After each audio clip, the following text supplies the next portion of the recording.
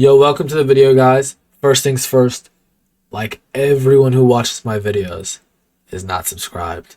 It's so easy, it's so simple. You could click on this YouTube video, you could subscribe to the channel. You can just go there, you can like watch all the amazing videos, like all these ones here, man. And I'd appreciate it heavily, you know. I hope you guys really enjoy this video right here and all further content. And I hope you guys enjoy. Let's get straight to the video. Doki Doki Literature Club. Let's go. Individuals suffering from anxiety or depression may not have a positive what the fuck? I actually have no idea what goes on in the review. A detailed contents warning. Content spoilers? No. I don't really care. Yes, I consent, bro. What the fuck is about to go on in this game, though?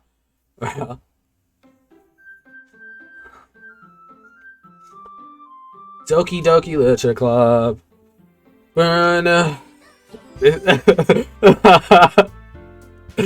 This is funny, I'm not gonna lie to you.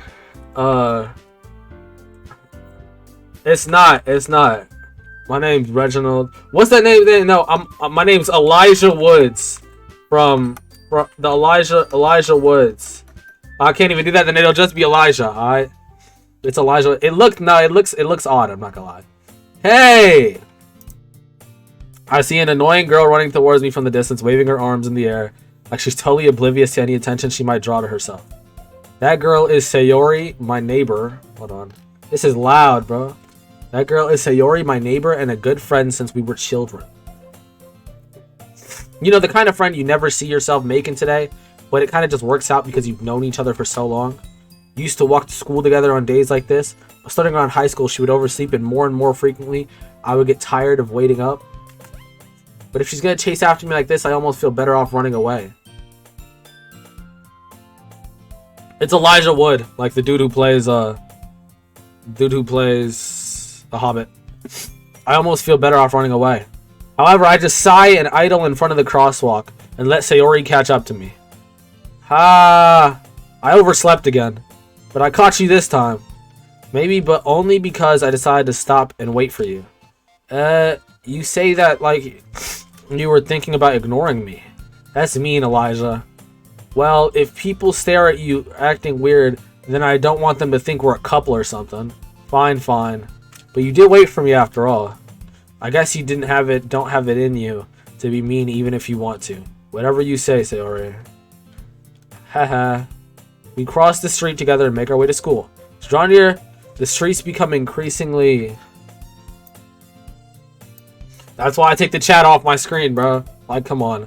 As we draw near, the streets become increasingly speckled with other students making their daily commute. By the way, Elijah, have you decided on a club to join yet? The literature club, I guess. A club. I told you already, I'm really not interested in joining any clubs. I haven't been looking either.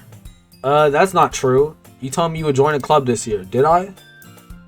I'm sure it's possible that I did in one of our many conversations where I dismissively go along with whatever she's going on about.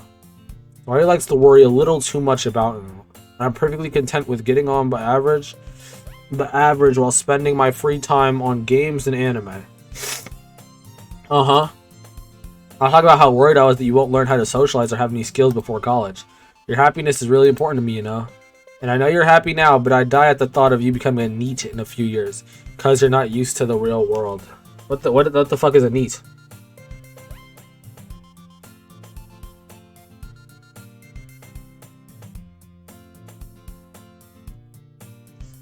NEET meaning. Abbreviation for not in education, employment, or returning. A name for people who have finished their Okay, so just someone who doesn't do shit with their life. Got it. You trust me, right? Don't make me keep worrying about you. Hold on, let me turn this shit down, bro. Golly. Drake makes an appearance? Alright. Don't make me keep worrying about you. Alright. I'll look at a few clubs if that makes you happy. No promises, though.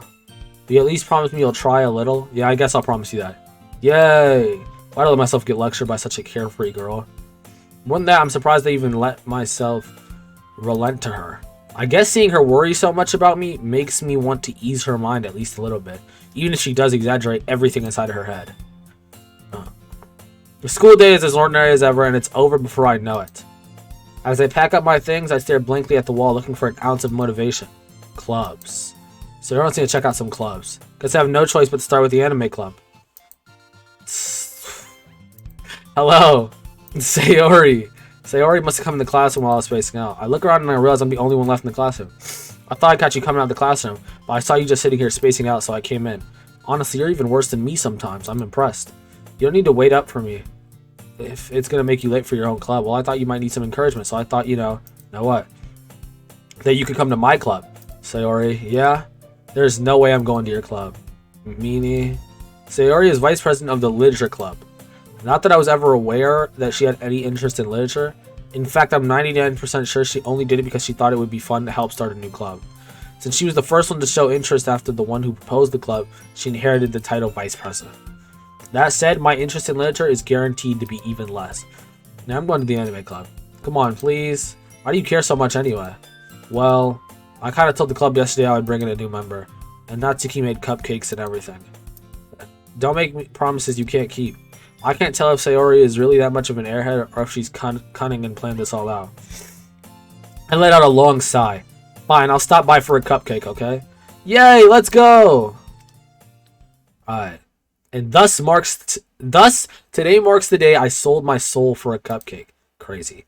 I dejectedly followed Sayori around the school and upstairs, a section of the school I rarely visit.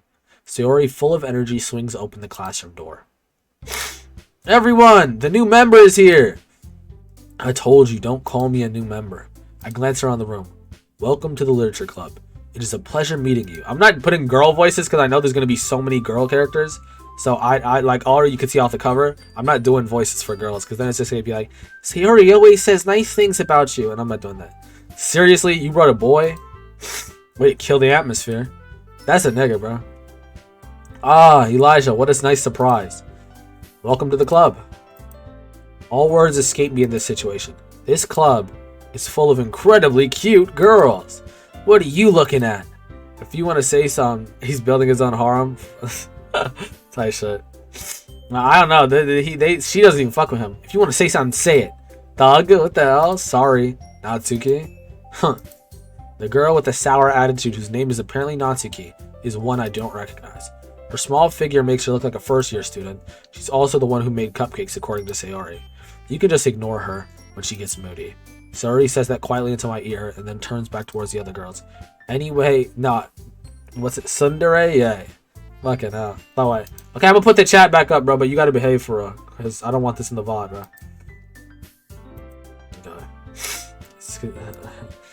Oh, anyways, this is Natsuki, always full of energy. And this is Yuri, the smartest in the club. Don't say things like that! Yuri, who appears comparably more mature and timid, seems to have a hard time keeping up with people like Sayori and Natsuki. Ah, well, it's nice to meet the both of you. And it sounds like you already know Monika, is that right? That's right. It's great to see you again, Elijah. Hello, Monika. Monika smiles sweetly. Behave, bro. Yeah, nigga, you gotta behave, bro. We do know each other. Well, we rarely talked, but we were in the same class last year. Monika was probably the most popular girl in class. Smart, beautiful, athletic. Basically completely out of my league. So having her smile at me so genuinely feels a little... You too, Monika. Come sit down, Elijah. We made room for you at the table so you can sit next to me or Monika. I'll get the cupcakes. Hey, I made them. I'll get them. I want to give her a thug voice. I'm going to give her a thug voice. Sorry, I got a little too excited. And how about I make some tea as well? The girls have a few desks rearranged as a table. As I already mentioned, it's been wide. It just makes you want to watch a romance anime. Feel that? I mean, this is basically one on its own, bro. As Sayori mentioned, it's been widened, so there's one space next to Monika and one space next to Sayori. Natsuki and Yuri walk over to the corner of the closet, where Natsuki grabs a wrap tray and Yuri opens the closet. Still feeling awkward, I take a seat next to Sayori. Natsuki proudly marches back to the table, tray in hand. Okay, you ready? Nah, I'm not doing that. Ta-da! Ooh-ah! Natsuki lifts the foil of the tray and reveals a dozen white fluffy cupcakes decorated to look like little cats. The whiskers are drawn with icing and little pieces of chocolate were used to make the ears. So cute! I had no idea you were so good at baking, Natsuki. Well, you know, just hurry and take one. Tori grabs one first, then Monika. I follow. It's delicious. Sayori talks with her mouth full and has already managed to get icing on her face. I turn the cupcake around in my fingers, looking at the best angle to take a bite. Natsuki is quiet. I can't help but notice her sneaking glances in my direction. Is she waiting for me to take a bite? I finally bite down. The icing is sweet and full of flavor. I wonder if she made it herself. This is really good. Thank you, Natsuki. Oh, she liked that shit. Alright. Why are you thanking me? It's not like haven't I heard this somewhere before? Made them for you or anything. I thought you technically did. Sayori said, well, maybe, but not for you. No, you know, you, dummy. Alright. I give up on Natsuki's weird logic and dismiss the conversation. Yuri returns to the table carrying a tea set. She carefully places a teacup in front of each of us before sitting down the teapot next to the cupcake tray. You keep a whole tea set in the classroom? Don't worry, the teachers gave us permission. After all, doesn't a hot cup of tea help you enjoy a good book? I guess. Don't let yourself get intimidated. Yuri's just trying to impress you. That's not... Insulted, Yuri looks away. I meant that, you know. I believe you. Well, tea and reading might not be a pastime for me, but at least I enjoy tea. I'm glad.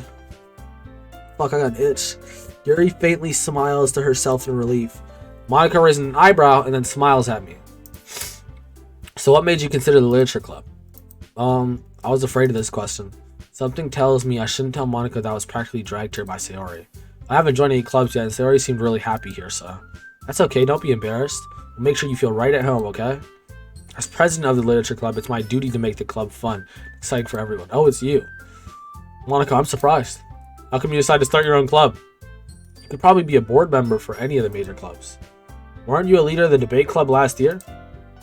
Haha, well, you know, to be honest, I can't stand all the politics around the major clubs. It feels like nothing but arguing about the budget, and publicity, and how to prepare for events. I'd much rather take something I personally enjoy and make something special out of it. And if it encourages others to get into literature, then I'm fulfilling that dream. Monika really is a great leader. Yuri also nods in agreement. Then I'm surprised there aren't more people in the club already. It must be hard to start a new club. Yeah, you thought, bro. It's off my screen. You could put it that way. Not many people are very interested in putting out all the effort to start something brand new. Especially when it's something that doesn't grab the attention like literature. You have to work hard to convince people that you're both fun and worthwhile. I don't know why they were giving me warnings at the beginning though. This seems like a very calm game so far. But yet again, I'm only like 20 minutes in, so I don't even know. You have to convince people that you're both fun and worthwhile, but to make school events like festivals that much more important. I'm confident that we can all really grow this club before we graduate. Right, everyone? Yeah. Do our best. You know it. Everyone enthusiastically agrees. Such different girls, all interested in the same goal. Monika must have worked really hard to find these three. It's a club, so there's no teacher here. There's not going to be a teacher at the club. It's just the students. Monika must have worked really hard to find these three. Maybe that's why they're all so delighted by the idea of a new member joining. Though I still don't really know if I can keep up with their level of enthusiasm about literature. So Elijah, what kind of things do you like to read? Well, considering how little I've read these past few years, I don't really have an idea. A good way of answering that. Manga? I mutter quietly to myself, half joking. Natsuki's head suddenly perks up. It looks like she wants to say something, but she keeps quiet. Not much of a reader, I guess. Well, that can change. What am I saying? I spoke without thinking after seeing Yuri's sad smile. Anyway, what about you, Yuri? Well, let's see. Yuri traces the rim of her teacup with her finger. My favorites are usually novels that build deep and complex fantasy worlds. The level of creativity and craftsmanship behind them is amazing to me. And telling a good story in such a foreign world is equally impressive. Yuri goes on, clearly passionate about her reading. Yuri looks like a yandere. I don't know what that is. Oh wait, yandere simulator, like the killer one? Nah. She cool. She seems so reserved and timid since the moment she designed like the one too. The moment I walked in, but it's obvious by the way her eyes light up that she finds her comfort in this world, not for people. But you know, I like a lot of things. Stories with deep psychological elements usually immerse me as well. Immersion's the best. Isn't it amazing how a writer can be so deliberately take advantage of your own lack of imagination to completely throw you for a loop? Anyway, I've been reading a lot of horror lately. I read a horror book once. I definitely grasped something I can relate to at a minimal level. Straight Yuri might as well be having a conversation with a rock. Really? I wouldn't have expected that, Yuri. For someone as gentle as you. I guess you could say that, but if a story makes me think or takes me to another world, then I really can't put it down. Surreal horror is often very successful at changing the way you look at the world, if only for a brief moment. I hate horror. Oh, why is that? Well, Natsuki's eyes dart over to me for a split second. Never mind. She don't want to say real shit in front of me. That's right, you usually like to write about cute things, don't you, Natsuki? What? What gives you that idea? You left a piece of scrap behind at the last club meeting? It looked like you were working on a poem called Don't Say It Out Loud. Give that back. Fine, fine. Your cupcakes, your poems, everything you do is just as cute as you are. Sayori slides up behind Natsuki and puts her hand on her shoulders. I'm not... What the fuck is happening? I'm not cute, nigga. Natsuki, you write your own poems? Well, I guess sometimes. Why do you care? I think that's impressive. Why don't you share them sometime? No. Natsuki averts her eyes. You wouldn't like them. Not a very confident writer yet? I understand how Natsuki feels. Sharing that level of writing takes more than just confidence. The truest form of writing is writing to oneself. Okay, Socrates, calm down. You must be willing to open up to your readers, exposing your vulnerabilities and showing even the deepest reaches of your heart. You have writing experience too, Yuri? Maybe if you share some of your work, you can set an example and help Natsuki feel comfortable enough to share hers. I guess it's the same for Yuri. I wanted to read everyone's poems. We all sat in silence for a little bit. You gotta get into it more. Start reading as if it's you, little nigga. Okay. Okay. I have an idea, everyone. Huh? Natsuki and Yuri look quizzically at Monika. Let's all go home and write a poem of our own. Then next time we meet, we'll all share them with each other. That way everyone is even. Yeah! Let's do it! Plus now we have a new member. I think it'll help us all get a little more comfortable with each other and strengthen the bond of the club. Isn't that right, Elijah? Monika smiles warmly at me once again. Hold on, there's still one problem. Huh? What's that? Now that we're back at the original topic of me joining the club, I bluntly come forth with what's been on my mind the entire time. I never said I was going to join this club. Sorry, may have convinced you to stop by, but I never made any decision. I still have other clubs to look at, and I lose my train of thought. All four girls stare back at me with dejected eyes. But, I'm sorry, I thought... Elijah... You all... I'm defenseless against these girls. How am I supposed to make a clear-headed decision when it's like this? That's it. If writing poems is the price you need to pay, or spend every day with these beautiful girls... Right. Okay, I've decided then. I'll join the literature club. One by one, the girls' eyes light up. Yes! I'm so happy! Sayori wraps her arms around me, jumping up and down. Hey! You really did scare me for a moment. If you really came just for the cupcakes, I would be super pissed.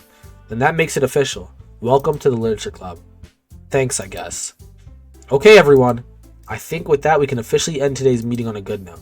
Everyone can remember tonight's assignment. Write a poem to bring to the next meeting so we can all share. Monika doesn't have the same voice as Natsuki, by the way. Oh my, you're so odd, bro. Alright. Monika looks over at me once more. Elijah, I look forward to seeing how you express yourself. Yeah. Can I really impress the class star Monika with my mediocre writing skills? So I think my main character really likes either Monika or Natsuki from the way he's talking, right? I already feel the anxiety welling up inside me. Meanwhile, the girls continue to chit-chat as Yuri and Natsuki clean up their food. Hey, Elijah, since we're already here, do you want to walk home together? That's right, Sayori and I never walk home together anymore because she always stayed after school for clubs. Sure, might as well. Yay! With that, the two of us depart the club room to make our own way home. The whole way my mind wanders back and forth between the four girls. Sayori, Natsuki, Yuri, and of course Monika. Will I really be happy spending every day after school in a literature club? Perhaps I'll have the chance to grow closer to one of these girls. Alright. We all know where this will go. We'll see, bro. I don't know, because it said if you're like depressed, don't play this game, which is weird. I'll just need to make the most of my circumstances, and I'm sure good fortune will find me. I guess that starts with writing a poem tonight. It's time to write a poem. Pick words you think your favorite club member would like. Something good might happen with whoever likes your poem the most. Okay.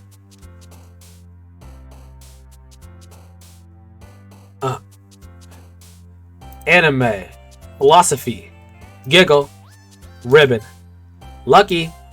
Agonizing. Insight. Nightgown. Fester. Crimson. Kitty. Infinite. Fun. Empty. Valentine. Sparkle. Candy. Marshmallow. Vitality. Awesome. I'm just gonna speedrun it like that, bro. Hi again, Elijah. Glad to see you didn't run away on us. Ha ha ha. Nah, don't worry. I put Kitty in there too, yeah. This might be a little strange for me, but I at least keep my word. Well, I'm back to the literature club. I was the last to come in, so everyone else is already hanging out. Thanks for keeping your promise, Elijah. I hope this isn't too overwhelming of a commitment for you, making you dive headfirst into literature when you're not accustomed to it. Oh, come on. Like he doesn't deserve any slack. So I already told me you didn't even want to join any clubs this year, and last year too. I don't know if you plan to just come here and hang out or what, but if you don't take us seriously, then you won't see the end of it. Natsuki, you certainly have a big mouth for someone who keeps her manga collection in the club room. Natsuki finds herself stuck between saying monika and manga. Manga is literature! Swiftly defeated, Natsuki plops back into her seat. Don't worry, guys. Elijah's always given it his best as long as he's having fun. He helps me with busy work without even me asking. Like cooking, cleaning my room. How dependable. Sorry, that's because your room is so messy it's distracting. And you almost set your house on fire once. Is that so? You two are really good friends, aren't you? I might be a little jealous. How come? You and Elijah can be good friends too. Sayori. Huh? As usual, Sayori seems oblivious to the weird situation she just put me in. Oh, Yuri even brought something today, you know? Wait, Sayori. Me? Not really. Don't be shy. It's really nothing. What is it? Never mind. Sayori made it sound like a big deal when it's really not. What do I do? I'm sorry, Yuri, I wasn't thinking. I guess that means it's up to me to rescue this situation. Hey, don't worry about it. First of all, I wasn't expecting anything in the first place, so any nice gesture from you is a pleasant surprise. It'll make me happy no matter what. Apologies. Is that so? Yeah, I won't make it a big deal if you don't want it to be. Alright. Oh, here. Yuri reaches into her bag and pulls out a book. I didn't want you to feel left out, so I picked out a book I thought you might enjoy. It's a short read, so it should keep your attention, even if you don't usually read. We could, discuss it if you wanted. This is... How is this girl accidentally being so cute? Yeah, Yuri the one, bro. She even picked out a book she thinks I'll like, despite me not reading much. Yuri, thank you. I'll definitely read this. I enthusiastically took the book. You. Well, you can read it at your own pace. I look forward to hearing what you think. How did everyone settle then? Oh, shit, hold on. One has to rejuvenate that throat.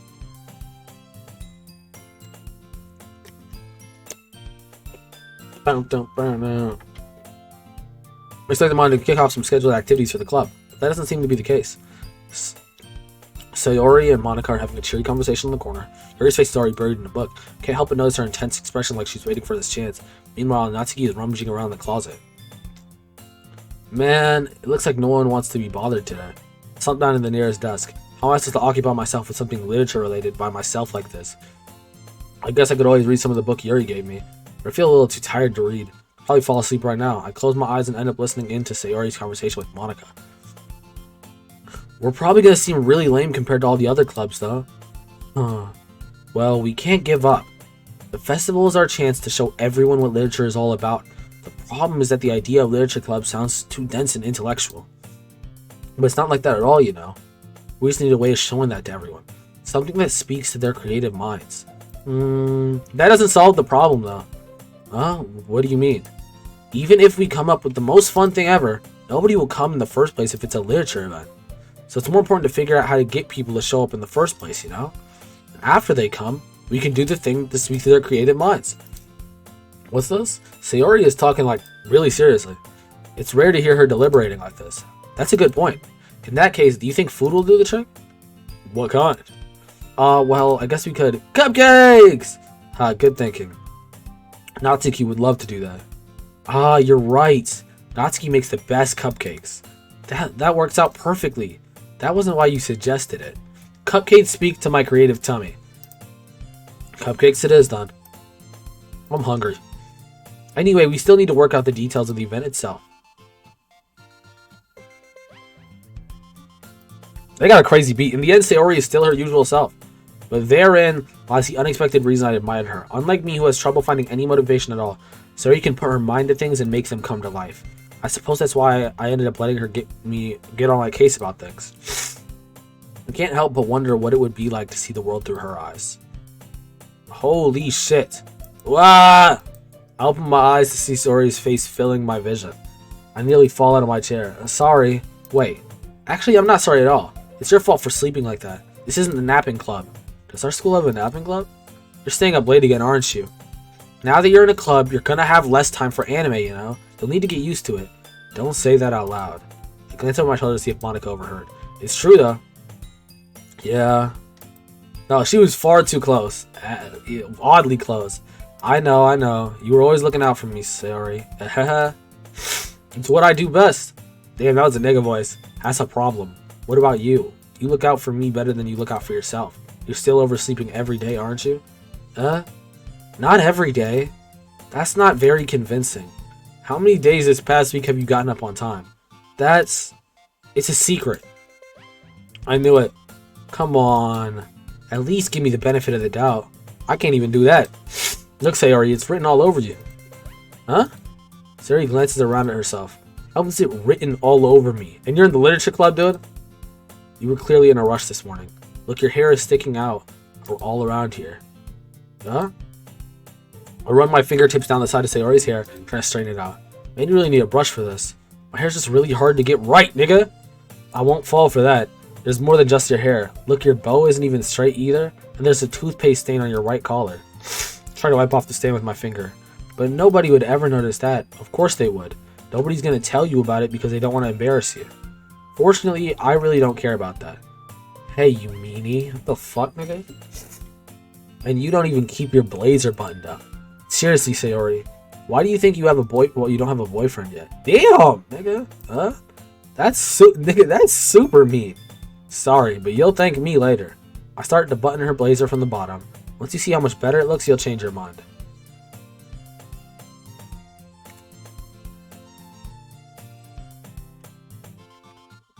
What the fuck is going on, bro?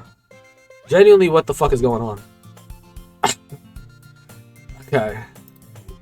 This is so funny. Is it, bro? This is a bit of an odd move here, but we move. What is? Well, I was thinking about how weird it is to have a friend who does these kind of things. Huh? Don't say that. It'll make me feel weird about it. It's okay, though. I'm happy we're like this. Aren't you? No. I guess? Hey, be careful. That button might come off. Why is this one so hard to close? I was laughing at what you said, bro. Why is this one so hard to close? I struggled to fully close the button near her chest. Does this thing even fit you properly? It did when I bought it. So, if you ever buttoned it, you would have noticed sooner that it doesn't fit you anymore. What are you smiling about? It means my boobs got bigger again. Don't say that out loud. Anyway, you look much better now, so... Why does it feel strange to see Sayori's blazer buttoned up like that? But it's so stuffy. It's not worth it at all. Sayori hastily unbuttons her blazer once more. Ew. That's so much better. Sayori puts her arms out and twirls around. Like you unbutton, then I won't get a boyfriend, right? What kind of logic is that? Why are you saying it like that's a good thing? Because if I had a boyfriend, then he wouldn't even let you do things like this. And you take care of me better than anyone else would anyway. So that's why I'm keeping it unbuttoned. Stop saying all these embarrassing things. Huh? I didn't say anything embarrassing. Jeez. Oh, anyway, just try to just focus on trying to wake up a little early. If only you could focus on going to bed earlier. Fine. It's a deal. I guess we really are better at taking care of each other than we are at taking care of ourselves. Yeah, I guess so. So maybe you should come wake me up in the morning. You're doing it again, Sayori. Ah, but I was joking that time. Man, it's impossible to tell with you sometimes. Okay, everyone. Huh? Monika suddenly calls out. Why don't we share the poems we wrote now? Yay! Elijah, I can't wait to read yours. Yeah, Sam. I failed to sound enthusiastic, but Sayori still trots away to retrieve her poem. By the way, did you remember to write a poem last night? Yeah. Relaxation ends. I can't believe I agreed to do something so embarrassing. I couldn't really find much inspiration since I've never really done this before. Well, now that everyone's ready, why don't you find someone to share with? I can't wait. Sayori and Monika enthusiastically pull out their poems. Sayori is on a wrinkled sheet of loose leaf torn from a spiral notebook. On the other hand, Monika's wrote hers in a composition notebook. I can already see Monika's pristine handwriting from where I sit. Natsuki and Yuri reluctantly comply as well, reaching into their bags. I did the same myself. Who am I talking to? Who should I show my poem to first? Sorry, that's my homie. I'm definitely most comfortable sharing it with Sayori first. She's a good friend after all. Sayori, oh my goodness. This is so good, Elijah. Huh? I love it. I had no idea you were such a good writer. Sayori, you must be seriously overreacting. I'm not a good writer at all. I honestly have no idea what I'm doing. Well, maybe that's why. Because I have no idea what I like either. Jeez. I'm sure Yuri's opinion has to be a little more constructive than this. Maybe even Natsuki's. Are you sure you don't just like it because I wrote it? Well, I'm sure that's part of it. I think I understand you better than a lot of people, you know? So when I read your poem, it's not just a poem. It's an Elijah poem. And that makes it feel extra special. Like, I can feel your feelings in it. Sayori hugs the sheet against her chest. You're so weird, Sayori. I'm really happy just that you wrote one. It reminds me of how you're really part of the club now. Not to mention the fact that I'm standing in front of you in a classroom. Well, of course. I'm not really into it yet, but that doesn't mean I'll break my promise. See? Like I said before, it's a lot... let me pick this up a little further. Like I said before, Elijah, deep down, you're not selfish at all, you know? Trying new things like this for other people, that's something that only really good people do. Thanks, Sayori. I'm not sure if Sayori sees the full picture of my motive here. Then again, I can't deny that she's part of the reason I joined. Knowing how much this means to her and all, yeah. And I'm gonna make sure you have lots of fun here, okay? That'll be my way of thanking you. Alright, I'm gonna hold you to that then. Yay! Now you'll read my poem too, right? Don't worry, I'm really bad at this. We'll see about that. Dear Sunshine, the way you go through my blinds in the morning, it makes me feel like you miss me. Kissing my forehead to help me out of bed. Making me rub from my sleepy eyes. Are you asking me to come out and play? Are you trusting me to wish away a rainy day? I look above, the sky is blue. It's a secret, but I trust you too. If it wasn't for you, I could sleep forever, but I'm not mad. I want breakfast. You just threw in I want breakfast at the end? Sayori, this is just a guess, but did you wait until this morning to write this? No. Just a little bit. You can't answer just a little bit to a yes or no question. The fuck is this? Well, we're reading, bro. Come on. I forgot to do it last night. Well, at least it makes me feel a little better about myself. Don't be mean. I still tried my best. Yeah, I didn't mean to say it was a bad poem. It came out nice, or how should I put it? It sounds just like you. Really? Yeah. Especially the last line. I made eggs and toast. Even though you were late to school? It's bad to skip breakfast. I get all cranky. Well, I guess there's no point in arguing. Anyway, thanks for showing me. This was so much fun. Monika's the best. Oh, yeah. But next time I won't forget. I'm gonna write the best poem ever. Oh, well, I guess I look forward to it. Yuri. Yuri. Yuri stares at the poem. A minute passes, more than enough time for her to finish reading it. Oh. Sorry. I forgot to start speaking. It's fine. Won't force yourself. Konaichi trainer? Next. I don't know what that is. If it's like, maybe. I don't know. It's fine. Don't force yourself. I'm not. I just need to put my thoughts into words. Hold on. Okay. This is your first time writing a poem, right? Yeah? Why do you ask? I'm just making sure. I guess that it might be after reading through it. Ah, so it's that bad. No. Did I just raise my voice? I'm so sorry. Yuri buries her face in her hands. I couldn't help but notice that it's been several minutes and we really haven't gotten anywhere. Might take Yuri a while to get used to new people. It's fine, I really didn't notice. What were you saying? Right, It's just that there are specific writing habits that are usually typical of new writers, and having been through that myself, I kind of learned to pick up on them. I think the most noticeable thing I recognize in new writers is that they try to make their style very deliberate. In other words, they tend to pick a writing style separate from the topic matter, and they form fit the two words together. And the end result is that both the style and the expressiveness are weakened. And what Sayori finds is as if her demeanor totally changes. Her stammering is completely gone. Of course, that's not something you can be blamed for. There are so many different skills and techniques that go into writing, even a simple poem. Not just finding them and building them, but getting them to work together is probably the most challenging part. It might take you some time, but it all comes together with practice and learning by example, trying new things. I also hope that everyone in the class gives you valuable feedback. Natsuki can be a little biased though. Biased how? Well, never mind. I shouldn't be talking about other people like that. Sorry. It's fine. I'm not sure if Yuri's apologizing to herself or me and Natsuki. You mind if I read your poem now? Please do. I'd love to share my thoughts and process behind it. Yuri smiles dreamingly as if it's a rare opportunity for her. Which itself is kind of funny. After all, isn't this supposed to be a literature club? Ghost under the light. The tendrils of my hair illuminate beneath the amber glow. Bathing. It must be this one. The last remaining streetlight to have withstood the test of time.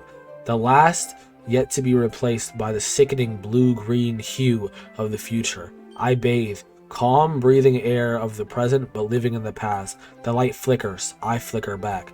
That's low-key tough as hell. It's mad intellectual, though.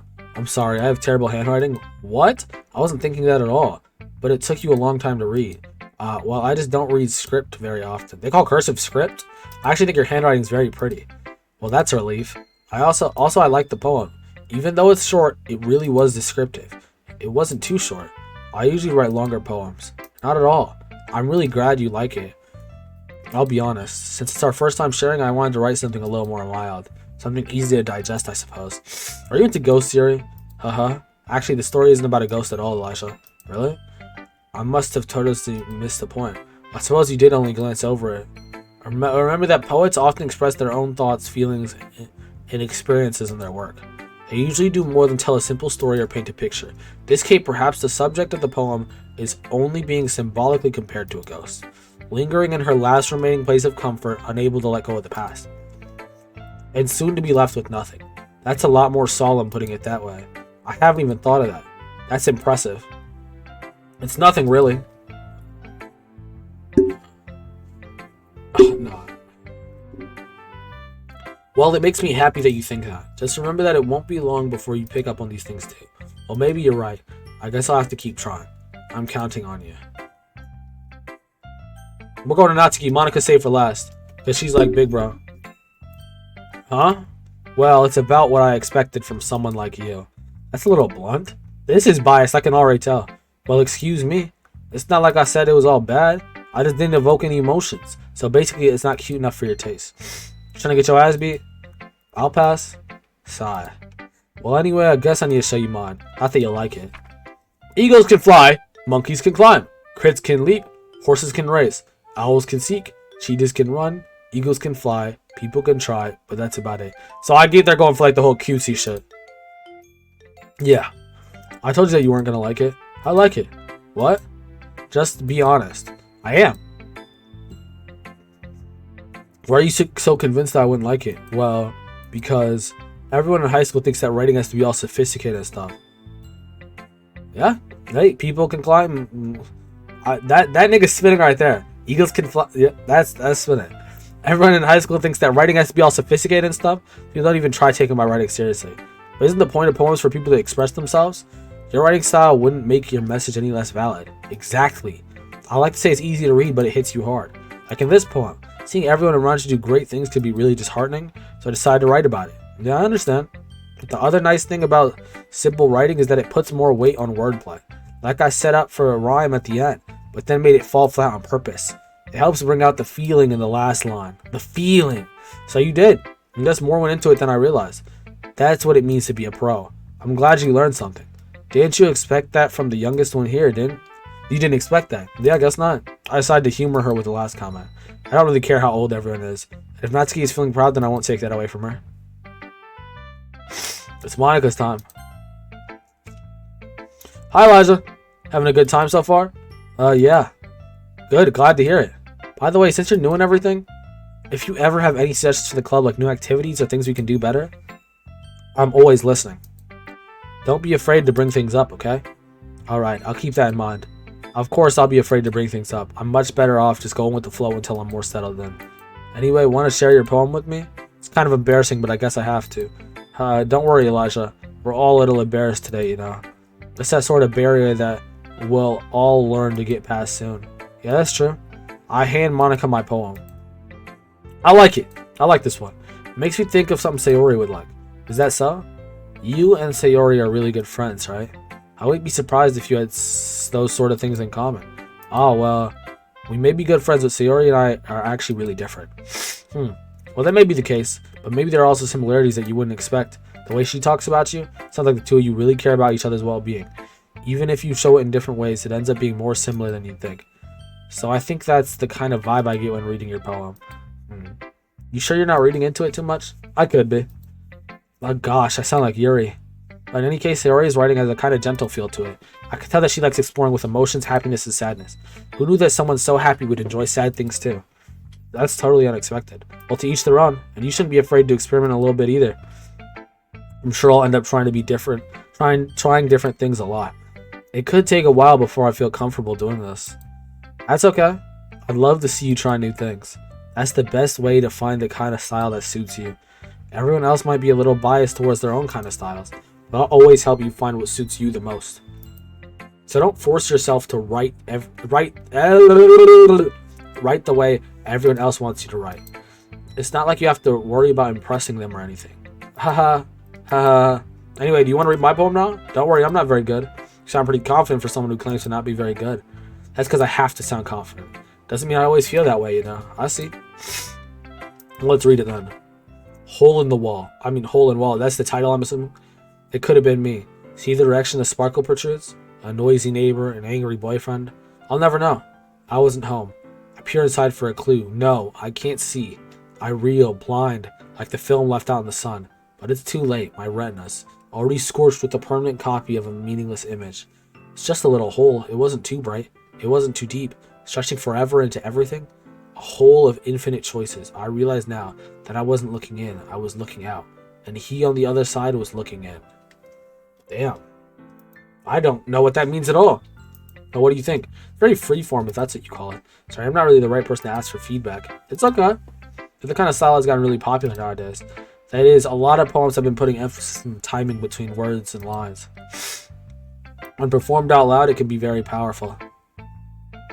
Like the way I just said it, was mine very powerful? I think the way I said it was very powerful. What was the inspiration behind this one? Well, I'm not sure if I know how to put this. I guess you could say that I just had some kind of epiphany recently. It's been influencing my poems a bit. An epiphany? Yeah, something like that. It's kind of nervous to talk about deep stuff like that, because it's kind of coming on strongly. Maybe after everyone is better friends with each other. Anyway, here's Monika's writing tip of the day. Sometimes when you're writing a poem or a story, your brain gets too fixated on a specific point. You try so hard to make it perfect, then you'll never make any progress. Just force yourself to get something down on paper and tidy it up later. Another way to think about this, if you keep your pen in the same spot for too long, you'll just get a big dark puddle of ink. So you'll move your hand and go with the flow. That's my advice for today. Thanks for listening. Well, I'll talk to everyone. Phew. Guess that's everyone. I thought because Sayori's was long as shit, theirs would be too. Everyone else's would be too, but they were kind of actually short. That was a little more stressful than I anticipated, as if everyone is judging me for my mediocre writing abilities. Even if they're just being nice, there's no way my poems can stand up to theirs. This is a literature club after all. I sigh. I guess that's what I ended up getting myself into. Across the room, Sayori and Monika are happily chatting. Hassan, Yuri, and Natsuki, they gingerly exchange sheets of paper, sharing their respective poems. They read in tandem. I watch each of their expressions change. They're the exact opposite type. Natsuki eyebrows furrow in frustration, while Yuri smiles sadly. It's this language. Huh? Did you say something? No, it's nothing. Natsuki dismissively returns the poem to the desk with one hand. Guess you could say it's fancy. Aw, thanks. Yours is cute. Cute? You just completely missed the symbolism or something? It's clearly about the feeling of giving up. How can that be cute? I know that. I just meant the language, I guess. I was trying to say something nice. Huh? You mean you have to try hard to come up with something nice to say? I mean, in the Natsuki, you said something disrespectful. Thanks, but it really didn't come out nice at all. Well, I do have a couple suggestions. If I was looking for suggestions, I would have asked someone who actually liked it. Which people did, by the way. Sayori liked it, and Elijah did too. So based on that, I'll gladly give you some suggestions of my own. What the hell? First of all, excuse me. I appreciate the offer, but I've spent a long time establishing my writing style. I don't expect it to change anytime soon, unless, of course, I came across something particularly inspiring, which I haven't yet. I just like my poem too, you know. He even told me he was impressed by it. Natsuki suddenly stands up. Oh, I didn't realize you were so interested in trying to impress our new member, Yuri. That's not what I... You're just...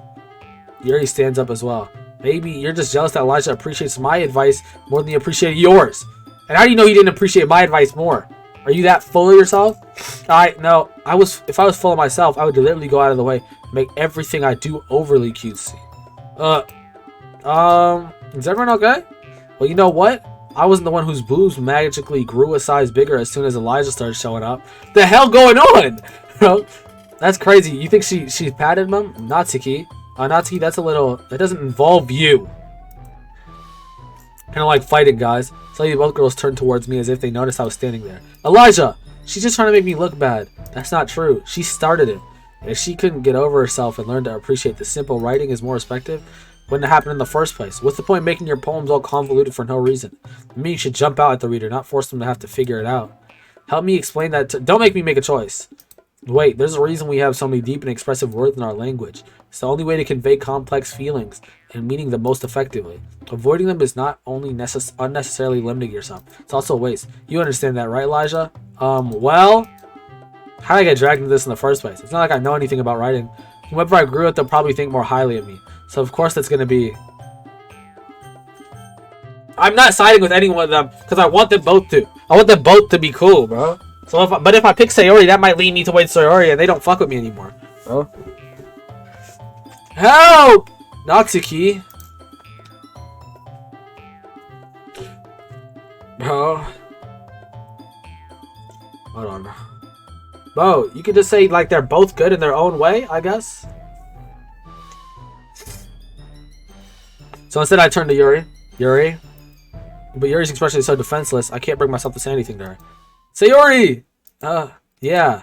Everyone's fighting is making Sayori uncomfortable. How can the two of you keep fighting when you know you're making your friend feel like this? Elijah. Well, that's her problem. This isn't about her. I agree. It's unfair for others to interject their own feelings into our conflict. Yeah, unless Sayori wants to tell Yuri what a stuck-up jerk she's being. She would never. It's your immaturity that's made her upset in the first place. Excuse me? Are you listening to yourself? This is exactly why nobody likes... Stop! Natsuki. Yuri. You guys are my friends. I just want everyone to get along and be happy. My friends are wonderful people. And I love them because of their differences. Natsuki's poems, they're amazing because they give you so many feelings with just few words. And Yuri's poems are amazing because they paint beautiful pictures in your head. Everyone's so talented. So why are we fighting?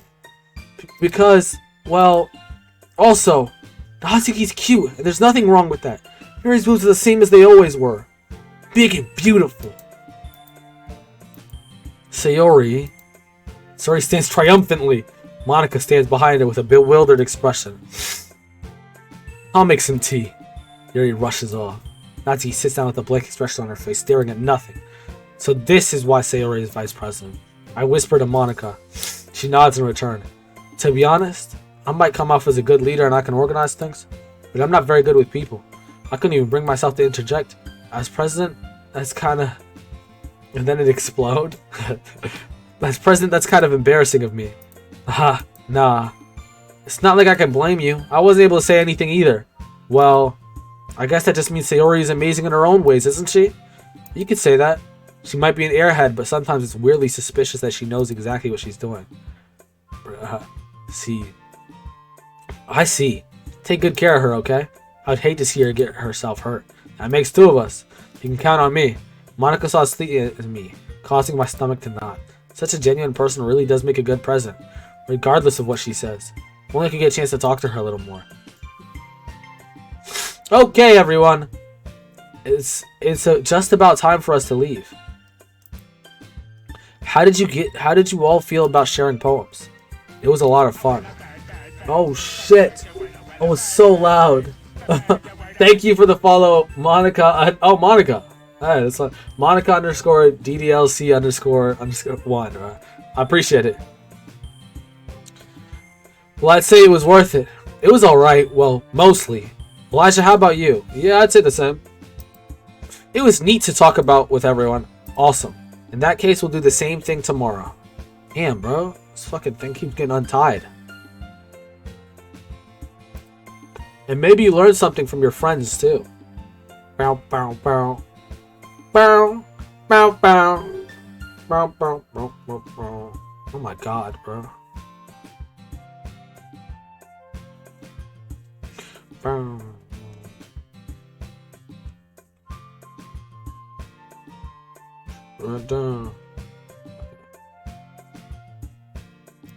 Alright, so your poems will turn out even better. I think to myself, I didn't learn a little bit about poems from everyone's likes. With any luck, that means I can at least do a better job impressing those I want to impress. I nod to myself with a newfound determination. Elijah, ready to walk home? Sure, let's go. Huh. Sayori beams at me. It truly has been a while since Sayori and I have spent this much time together. I can't really say I'm not enjoying it either. Sayori, about what happened earlier. What do you mean?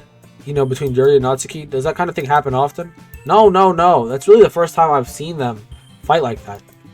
I promise they're both wonderful people. You don't hate them, do you? What the fuck? That's kind of a very quick turn. No, I don't hate them. I just wanted your opinion, that's all. I can see why they make good friends with you. Phew. You know, Elijah, it's nice that I get to spend time with you in the club. But I think seeing you get along with everyone is what makes me the happiest. I think everyone really likes you too. That's, every day is going to be so much fun. Sigh. It looks like Sayori still hasn't caught on to this kind of situation I'm in. Sure, being friends with everyone is nice, but does it really need to stop there? Oh, he's trying to... Okay, he's trying to get some. Well, I'll just have to see what the future holds, Sayori. I pat Sayori on the shoulder. I said that more to myself than to her, but it's easy to use Sayori as an internal monologue sometimes. Okay. Yeah. Let's do this. Something that's getting to me, by the way. It said the whole depression, this, that shit. I don't even know what that's about, bro. Hold on. Okay. Infallible. Papa. Family. Fester. Vivid. Cry. Hop. Consummation. Nature. Inferno. Puppy. Electricity. Milk. Dazzle. Lollipop. Perch. Awesome. Precious. Philosophy. And fluffy. Alright. Got my words. Let's go. You gotta make it a beat. Another day passes. Wait, so why at the beginning did they say that whole thing about, like, if you're depressed, don't play this game. If it's this, that, don't play this game. What the hell is gonna happen? This is day 3, bro. Another day passes and it's time for the club meeting already. I've gotten a little more comfortable here over the past couple days. Entering the club room, the usual scene greets me. Hi, Elijah. Yo, Sayori. Looks like you're in a good mood today. I'm just still not used to being at your club, that's all. I see. It's a pretty simple thing for you to get you in a good mood. But I guess it's always as simple with you, anyway. Speaking of which, I'm kind of hungry. Will you come with me to buy a snack? No, thanks. Huh? That's not like you at all. I have my reasons. Why don't we take a look at your purse, Sayori? Why that all of a sudden? No reason, really. Just wanted to take a look at it. Sayori nervously retrieves her coin purse. She fumbles with the latch to get it open. Then she turns it upside down and lets the contents spill onto the desk.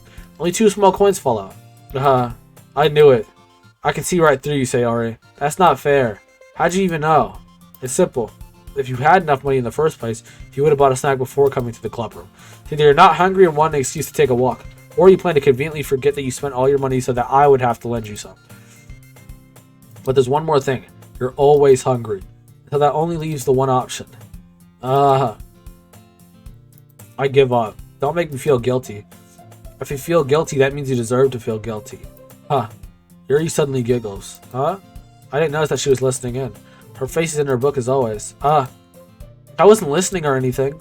I was just something in my book. Yuri, tell Elijah to let me borrow some money. Don't get me involved like that, Sayori. Besides, you should only buy what you can responsibly afford. And frankly, after putting a mischievous little stunt like that, your suffering is fair enough retribution. I thought you weren't listening. Did I just... Yeah. I didn't mean that. I get too absorbed into my book. I really like when you speak your mind, Yuri. Doesn't happen much, but it's a fun side of you. There's no way you could think that. You were right, though. I did something bad, and now I expect retribution. That. Still coming from you, Sayori? I guess there's a little devil inside of all of us, isn't there? A bit of an odd way of phrasing it. Don't let her fool you. Sayori knows exactly what she's doing. After all, she told you guys she was moving me to the club before she even told me. But you wouldn't have come if it weren't for the cupcakes.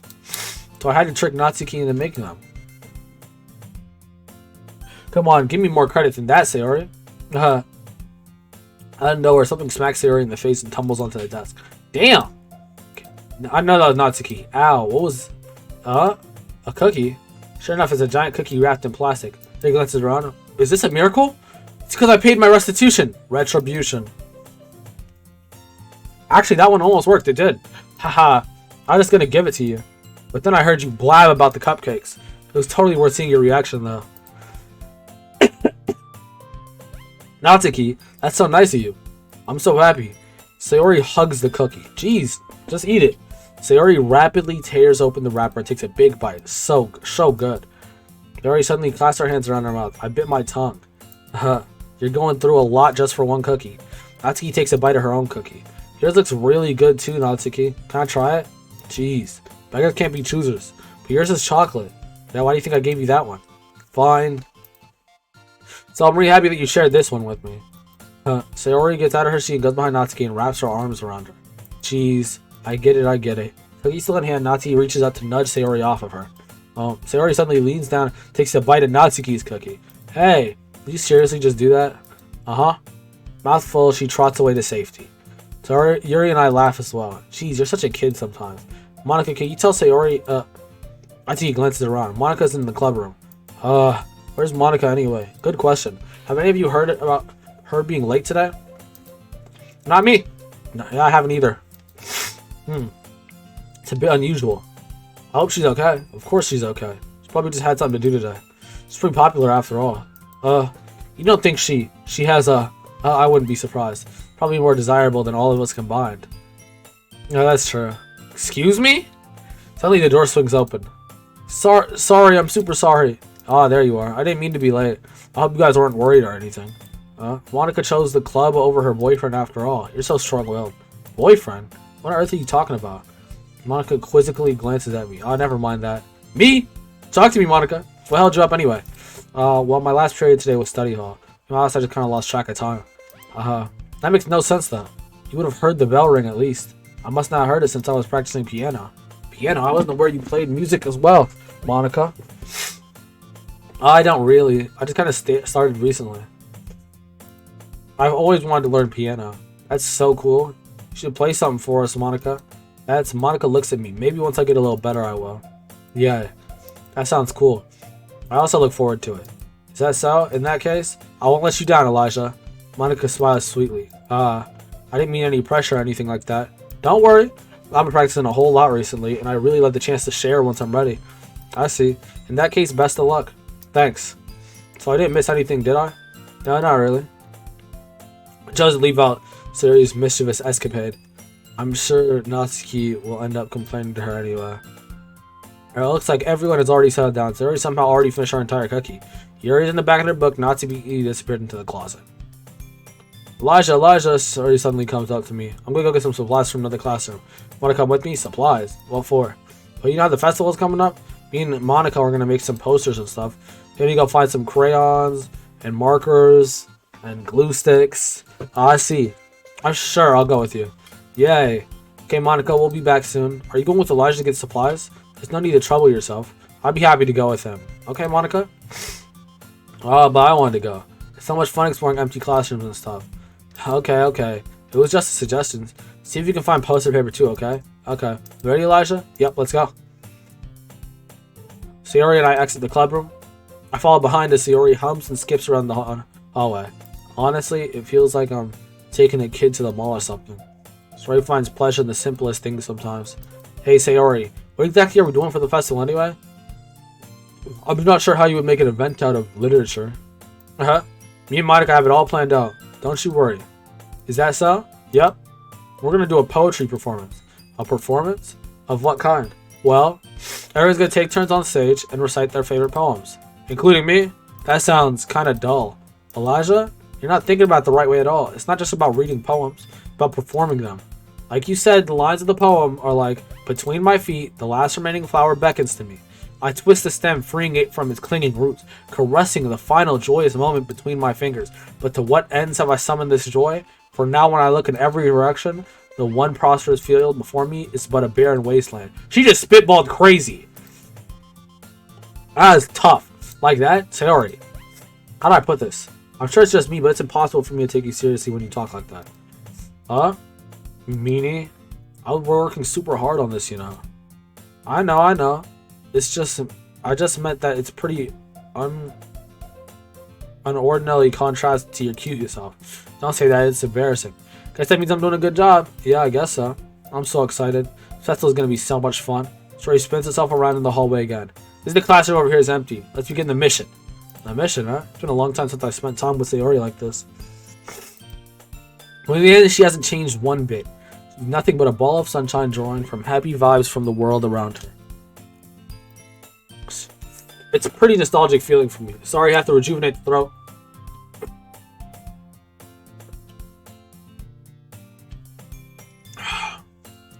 God. As the years went by, I began to hold myself up in my room more and more. So going adventuring with Sayori brings out a special sort of feeling I forgot I had in me. The two of us enter the classroom. Sayori heads straight to the closet and I follow. Let's see what we have in here. Crayons! Sayori pulls out a box of crayons off the shelf. They're the best brand too. They're kind of dirty though. Sayori starts pulling various crayons out of the box, reading the color names. That's one down. Don't get distracted, but we still need to find... Wait, I'm looking for my favorite color. Fine. Then at least move aside so I can look for poster paper. Chopped one by accident. Smack. She hit her head. Sayori bends over and smacks her forehead right against the shelf. She falls on the floor. The crayons spill all over her lap. You okay? My forehead. Sayori clutches her forehead. Geez, Sayori. Just like that. That's just like you, isn't it? Come on, let me see. Sayori is sitting on the floor. I grab her by the waist and pull her up out of the closet.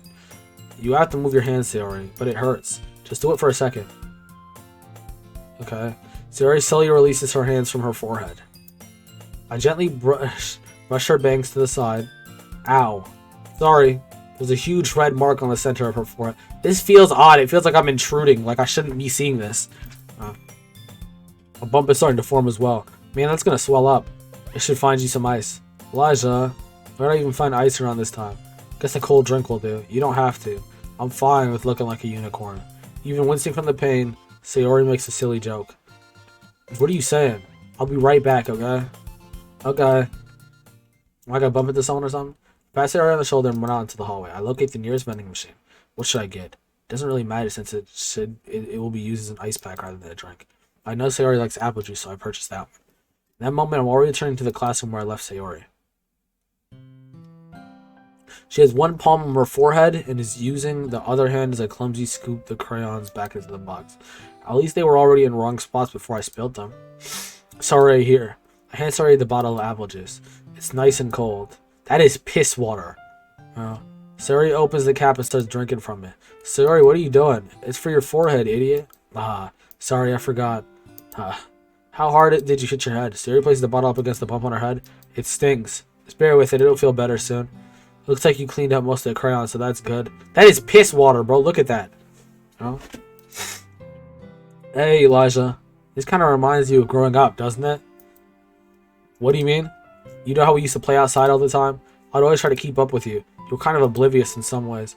I usually fell behind or had trouble climbing on things like you did. But sometimes when I try to do things, I would get myself hurt. Fall and scrape myself or get a bump. I would start crying really hard. And you would rush over as quick as you could. It's apple juice. I know it's apple juice. I'm just saying, like, piss water. It's like piss water.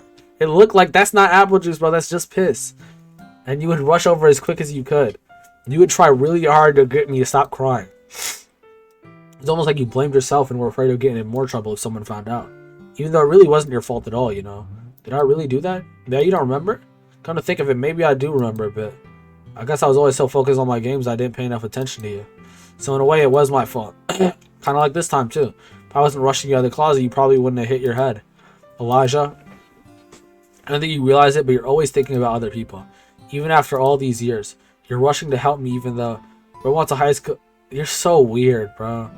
You're so weird. Bro wants a high school girl to cool herself with her head with piss water. I didn't say that. That's just how it looks. You're rushing to help me even though I was just being clumsy. You're really a sweetheart. Don't call me that. I don't really do this kind of thing all the time.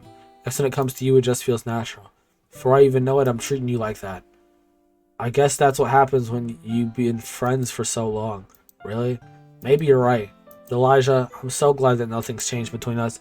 Don't you think it'll be like this forever? Forever? Forever, ever? Forever, ever? Ever, ever? No, okay. If I'm honest to myself, there's no telling where we'll end up for college or after that. It wouldn't be fair to me to make any promises. But, well, I hope so. It's been this long already, right? I can't imagine you ever changing, so my hopes are high. I'm so happy. She already had a whimsical expression in her eyes. We remained silent for a moment. She's so silly and clumsy on the outside, and when I see her deep in thought like this, it makes me not want to disturb her. I guess we should go back. I don't want to worry Monika, you know. Good luck with that. She's gonna see your forehead either way. How if I hide it under my bangs? She hops to her feet. She clutches her forehead again. Don't stand up so fast after hurting yourself. Well, I guess it's too late now. Anyway, let's go. I follow Sayori out of the classroom. Sayori plays with her bangs to try to hide the bump, but without much success. In a moment, we make it back to the club room. Oh, you're back. Good timing. I was just about to start with sharing our poems. Sayori, your forehead. She's fine. Don't worry about it. I was playing with the crayons and smacked my forehead into a shelf. Well, anyway. Were you able to find everything we needed? She didn't give a fuck. I have it right. Sayori finally glances around herself. I forgot all of the stuff. Calm down, Sayori.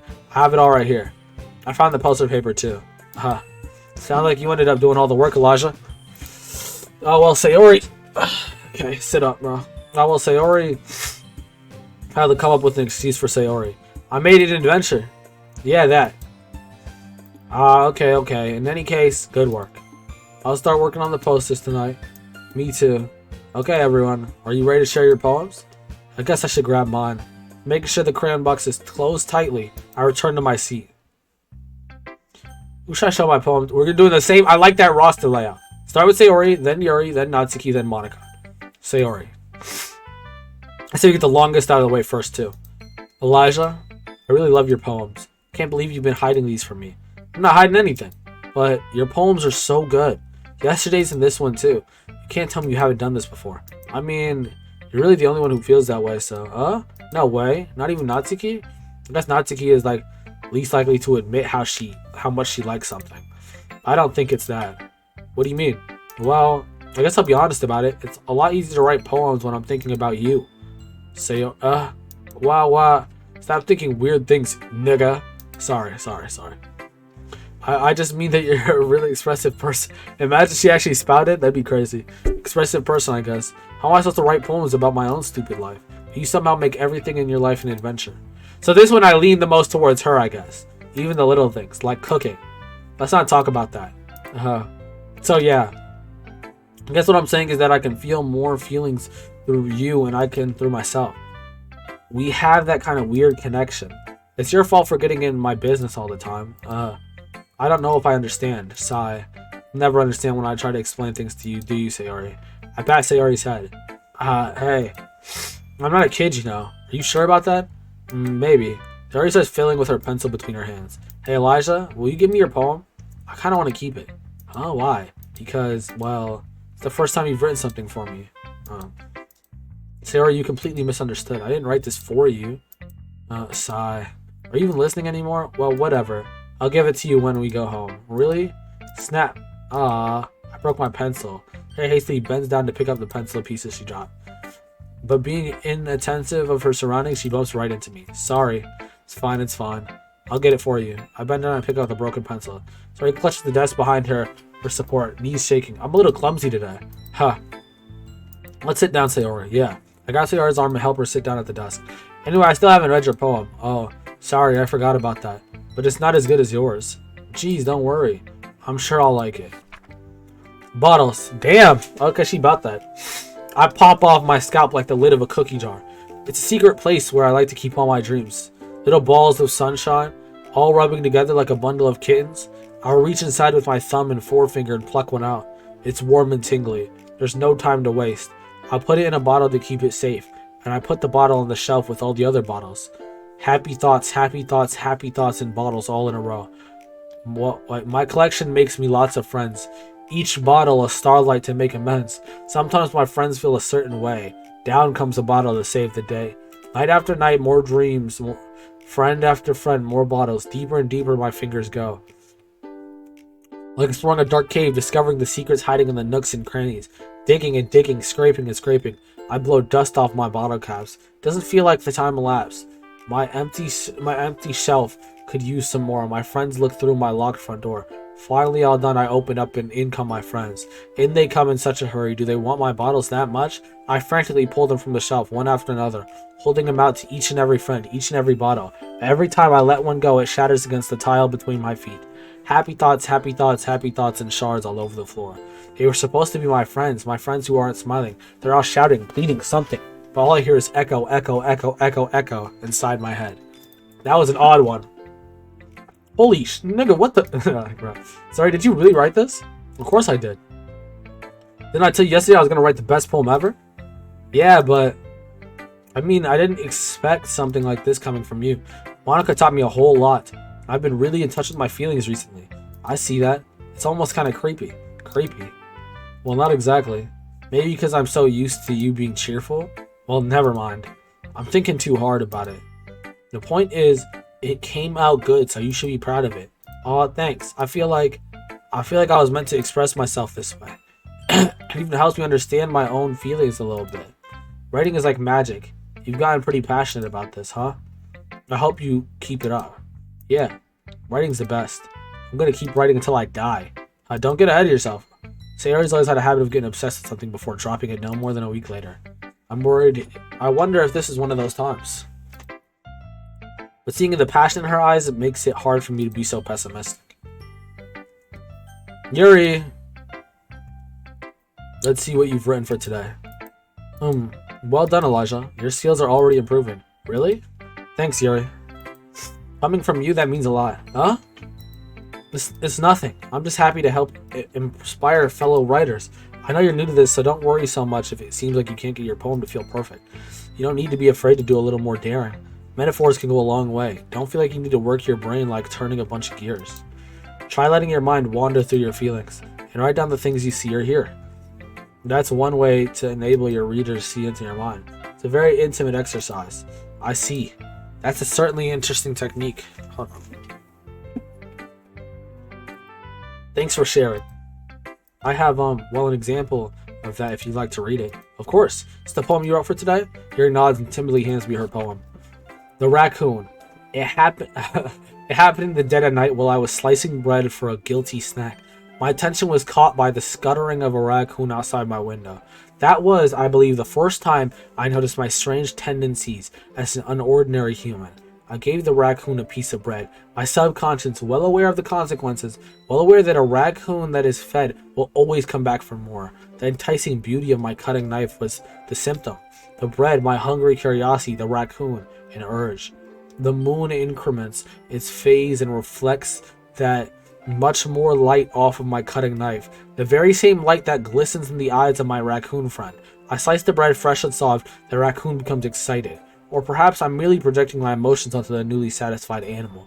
The raccoon has taken to following me. You could say that we've gotten quite used to each other. The raccoon becomes hungry more and more frequently, so my bread is always handy. Every time I brandish my cutting knife, the raccoon shows its excitement. A gush of blood, classic Pavlovian conditioning. I slice the bread, and I feed myself again. That's fucked up. No, she ate the raccoon, you don't understand? When she uses the knife to bait in the raccoons, and then she brandishes the knife, kills the raccoons, and she feeds herself with the raccoon. That's kind of sickening, bro. That's like fucked. I was a little more daring with this one than yesterday's, bro. Yeah, because you're killing raccoons, you're baiting them in and killing them. She said a Pavlovian technique. It's a lot more metaphorical. I don't know if it's my fault, but I can't imagine what this poem is about. That's right. It's a bit closer to my preferred writing style, using the poem as a canvas to express vivid imaginary and conveying emotions through them. Yeah, if I take it at face value, then I can't even figure out what it's supposed to mean. Well, I think it's something that different people can relate to in their own way. I want to express the way it feels for me to indulge in my more unusual hobbies. What do you mean hobbies? It's those sort of things I usually force to keep to myself. At least that's the way I took it. She just said this can be taken in any way you feel. My way I take it is that she's fucking murdering raccoons, which I don't know how that pertains to her in real life. So, why do you keep them to yourself? Because they're embarrassing. People would make fun of me. Don't you have anything like that, Elijah? Well, yeah, I guess I do. I feel like everyone has a little something like that. The best you can do is respect each other and their individualities. Even if it's difficult sometimes, and some things make us uncomfortable.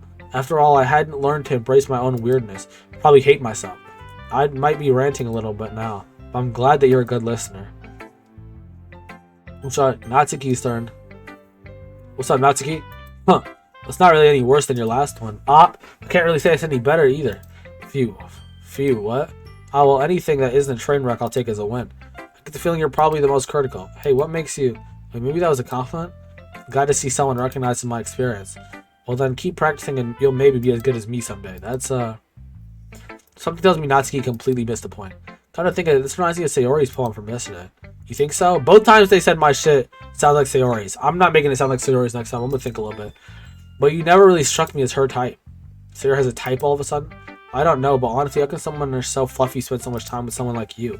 It's like she's dragging around a dead weight. God damn! That's a little unnecessary. To think of it, if it weren't for me, she would probably just fly away like the letting go of a balloon. You could say we each take care of each other in our own way. Whatever it is, I don't get it. Oh yeah, I'm supposed to show you my poem. Here. Amy likes spiders. Amy likes spiders. No, you being so critical of me. Amy likes spiders. You know what I heard about Amy? Amy likes spiders. Ickly, wriggly, hairy, ugly spiders. That's why I'm not friends with her. Amy has a cute singing voice. I heard her singing my favorite love song. Every time she sang the chorus, my heart would pound to the rhythm of the world. But she likes spiders. That's why I'm not friends with her. One time I hurt my leg really bad. Okay, Amy helped me and took me to the nurse. I tried to not let her touch me. She likes spiders, so her hands are probably gross. That's why I'm not friends with her. Amy has a lot of friends. I always see her talking to people. She probably talks about spiders. What if her friends start to like spiders too? That's why I'm not friends with her. Doesn't matter if she has other hobbies. It doesn't matter if she keeps it private. Doesn't matter if it doesn't hurt anyone. It's gross. She's gross. The world is better out without spider lovers. I'm gonna tell everyone. The fuck? I can't have that in this VOD, bro. Yeah, bro. But no, she's I guess like little girly. I think I heard at the beginning that she's like a freshman. So, or at least like in like our terms as freshmen. So, or at least they said she looks like a first year. Actually, they said she looks like it. I don't know if that means anything. She's probably in our year, but not bad, right? It's quite a bit longer than yesterday's. Yesterday was way too short. I was just warming up. I hope you didn't think it was the best I could do. No, of course not. Anyway, the message is pretty straightforward in this poem. I doubt I have to explain it. Sometimes you can explain complicated issues with much simpler analogies.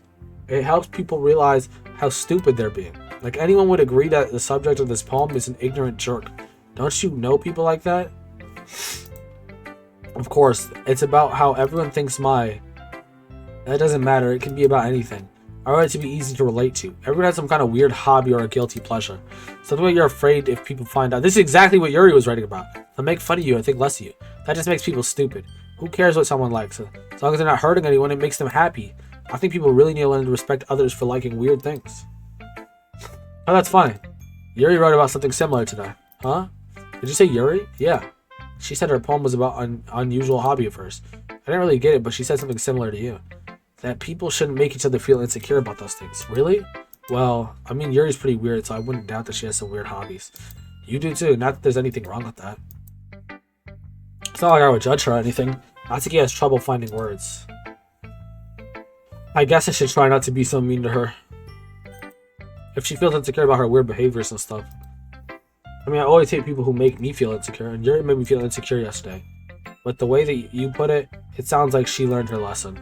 Well, I would say so. Even if her writing style is different, I'm sure she'll appreciate the message in your poem. It's what I do best after all.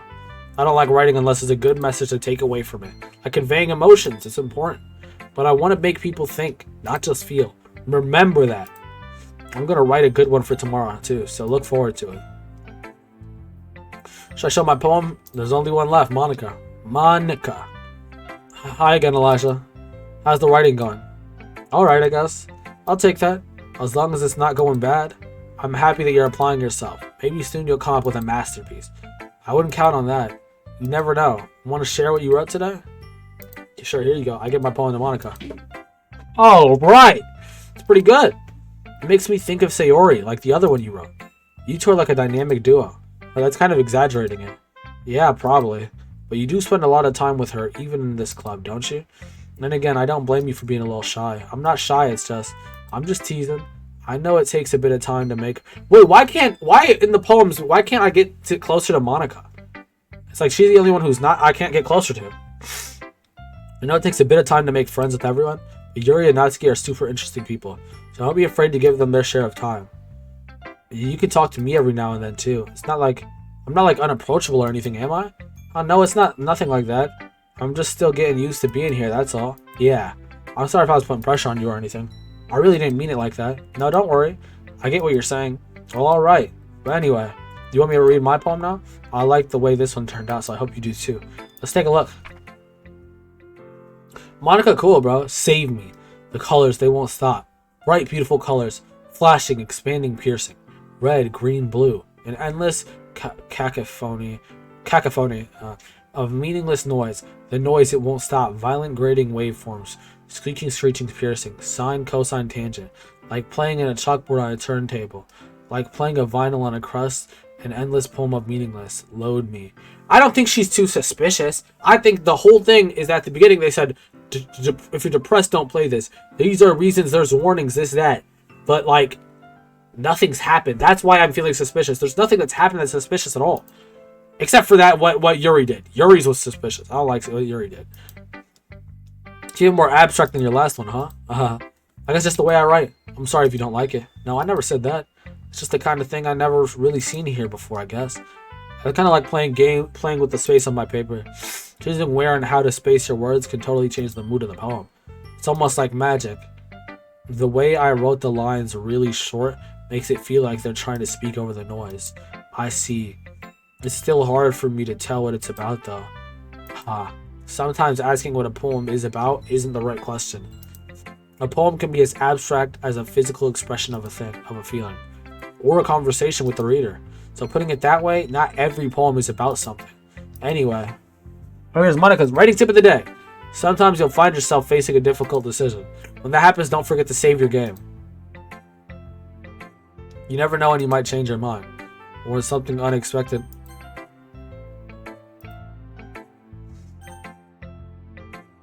Why'd she say that?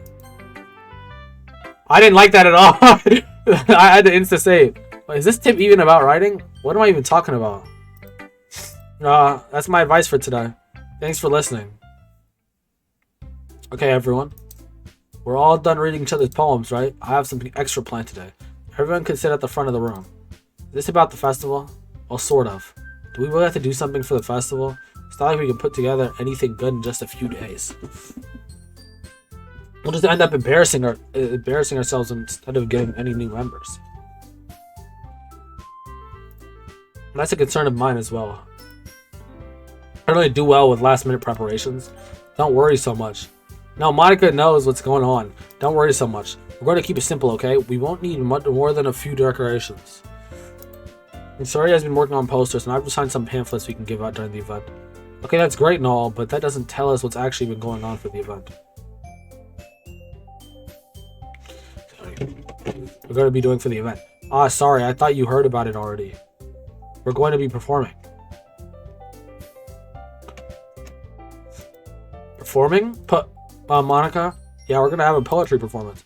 Just going to choose a poem to recite during the event. But the cool part is we're also going to let anyone else come up and recite poems too. So we're just putting it all on the posters in case anyone wants to prepare ahead of time. Sayori, who's been coloring a poster, holds it up for us to see. You kidding me, Monika? You didn't already start putting those posters up, did you? Well, I did. Do you think it's that bad of an idea? Well, no. It's not a bad idea, but I didn't sign up for this, you know? There's no way I'm going to be performing in front of a group of people like that. I agree with Natsuki. I could never in my life do something like that. Imagining it, Yuri shakes her head in fear. Guys. No, Sayori, I understand where they're coming from. Remember that Natsuki and Yuri have never shared their poems with anyone until just a couple days ago. It's a lot to ask for them to recite their poems out loud to a whole room full of people. I guess I kind of overlooked that, so I'm sorry. I still think we should give it our best. We're the only ones responsible for the fate of this club. If we start the event and each put on a good performance, it'll inspire others to do the same. And the more people who perform, the better we'll be able to show everyone what literature is all about. Yeah, it's about expressing your feelings, being intimate with yourself, finding new horizons, and having fun. That's right. And it's those reasons that we're all in this club today. Don't you want to share that with others? To inspire them to find the same feeling that brought you here in the first place? I know you do. I know we all do. And if that's all it takes is standing in front of a room for 2 minutes and reciting a poem, then I know you can do it. Natsuki and Yuri remain silent. Sayori looks worried. I guess that leaves me no choice. I agree. I don't think it's too much to ask. I think Sayori and Monika have been trying really hard to get new members. The least we can do is help them out a little bit. Well, maybe, but it looks like Natsuki doesn't have any arguments left. Okay, fine. I guess I'll just have to get it over with. Alright. Phew. Thanks, Natsuki. What about you, Yuri? Yuri dejectedly glances around at everyone else's expectant faces. Sigh. I guess I really don't have a choice.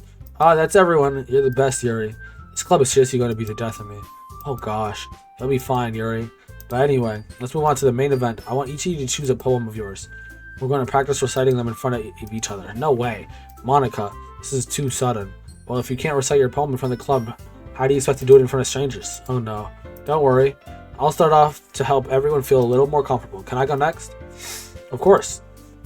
Let's see. Monika flips to her notebook to a specific poem she has in mind for herself. Stands behind the podium. The title of this poem is The Way They Fly. Ahem. Monika listens to reciting her poem. Her clear, confident voice fills the room. More than her inflection is pristine. She knows exactly how to apply emotion behind every line she recites, bringing the words to life. Is this something she's done before, or is she simply a natural? I glance around me. Everyone has their eyes on Monika. Tori looks amazed. Yuri has an intense expression on her face that I don't understand. Finally, Monika finishes the recitation. The four of us applaud. Monika takes a breath and smiles. That was so good, Monika. Thank you so much. I was just hoping to set a good example. Are you ready to go next, Sayori? I'll go next. Yuri's fired up all of a sudden. Yuri clutches a sheet of paper between her hands and stands up. Keeping her head down, she walks quickly over to the podium. This poem is called... Yuri anxiously glances at us. You can do it, Yuri.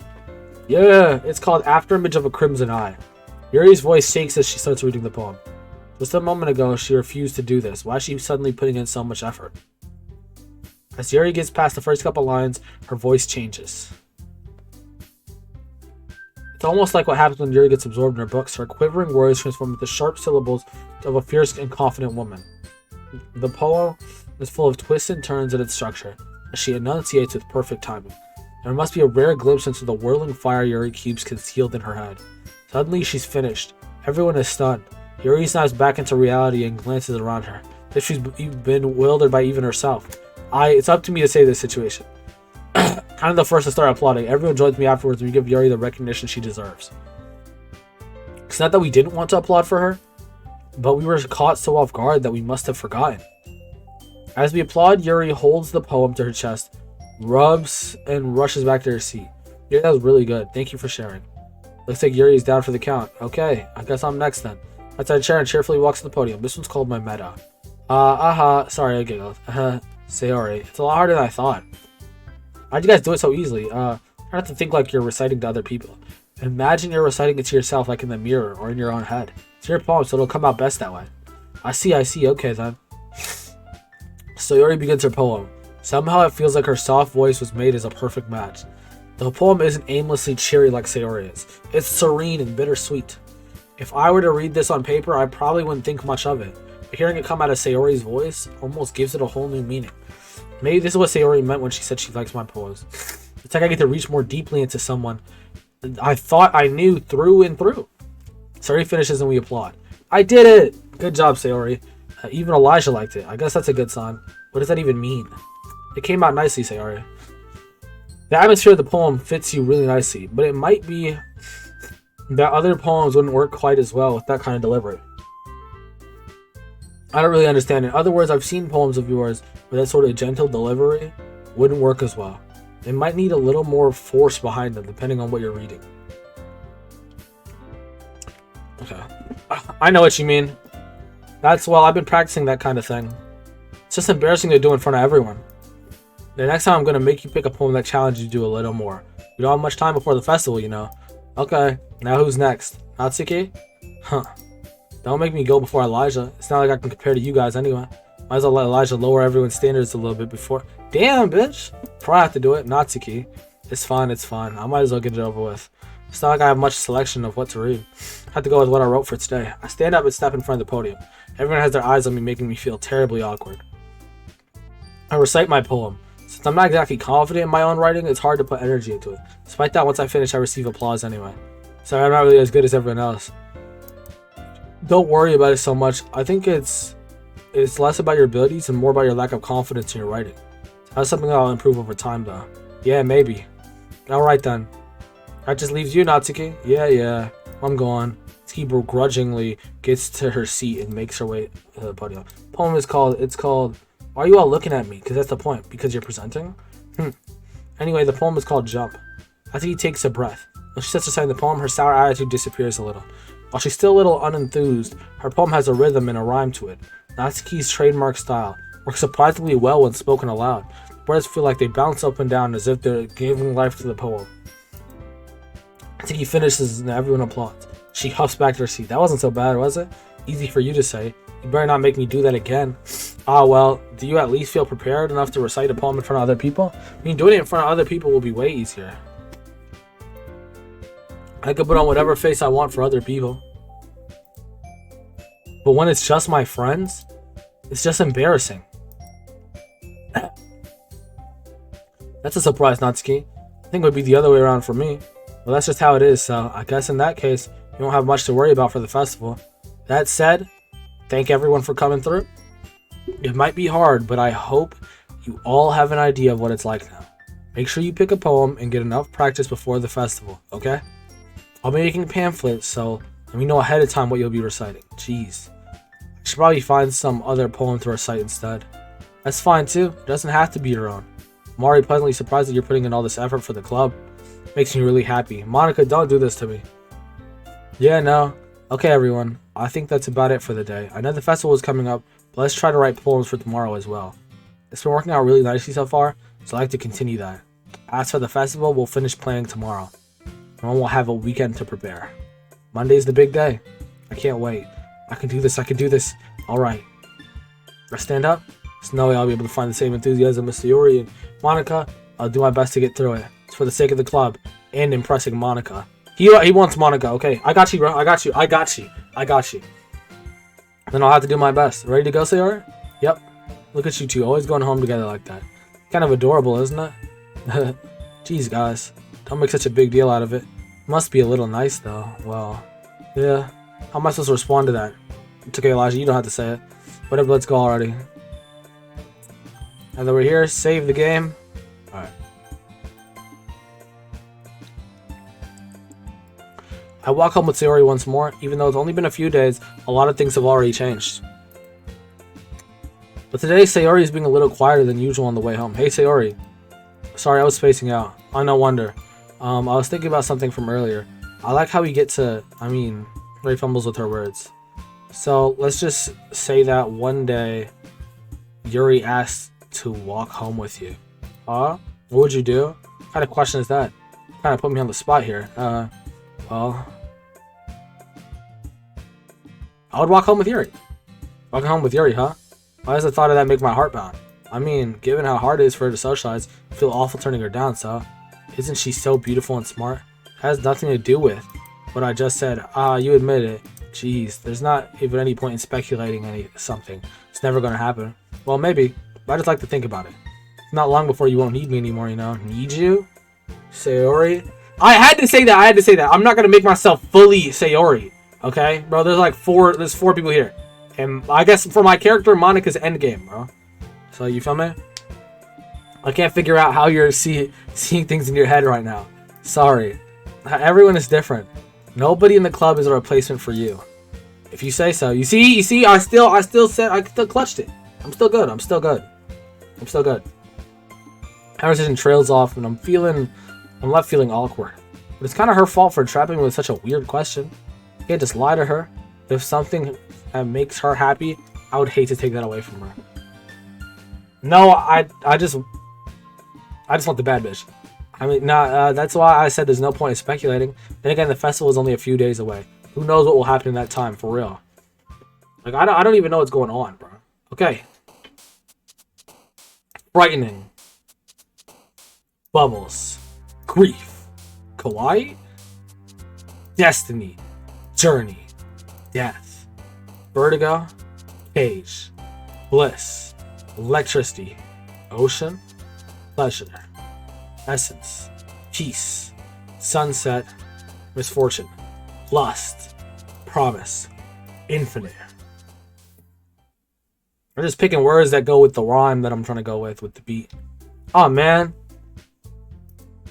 I'm the last one here again. Don't worry, I just walked into. Are you practicing piano again? Yeah. You must have a lot of determination. Starting this club and now picking up piano? Well, maybe not determination, but I guess passion? I remember that the club wouldn't be here if it wasn't all of you. I'm super happy that you're all willing to help out for the festival, too. I mean, what, we're just part of the club and we're not going to help out, though? Oh, I can't wait for the festival. It's going to be great. Natsuki, what the fuck? What got you hyped? Weren't you complaining about it just yesterday, Natsuki? Well, yeah. We're not talking about our part of the festival, but it's a whole day of school where we get to play and eat all kinds of delicious food. You sound a bit like Sayori all of a sudden. Monika, do they usually have fried squid? Squid? That's a really specific thing to look forward to. Oh, come on. Are you saying you don't like squid? You of all people? What the fuck does that mean? She needs the tentacle stuff?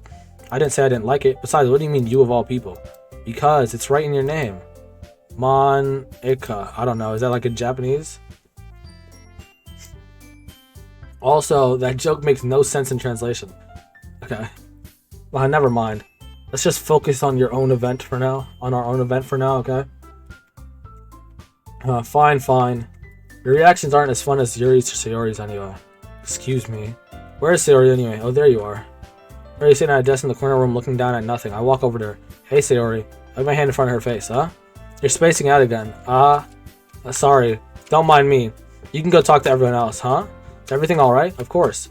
Why wouldn't it be? It just feels like you're a little off. Sorry for assuming things.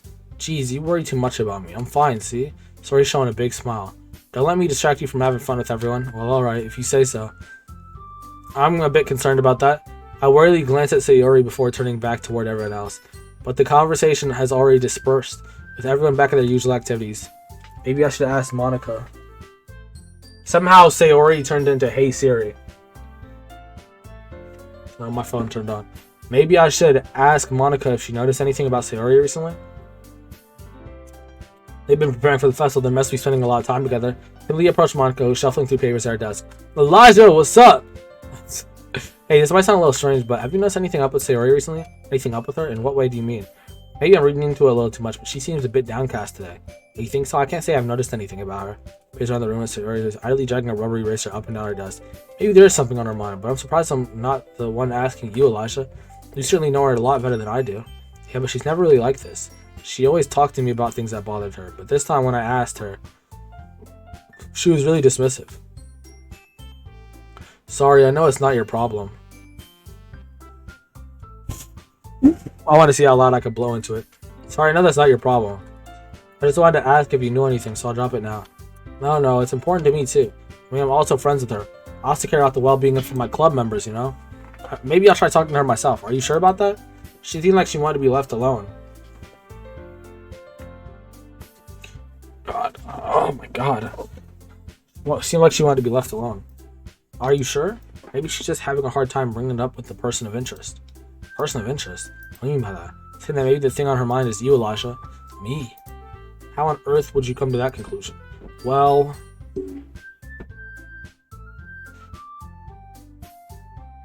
Someone on my door?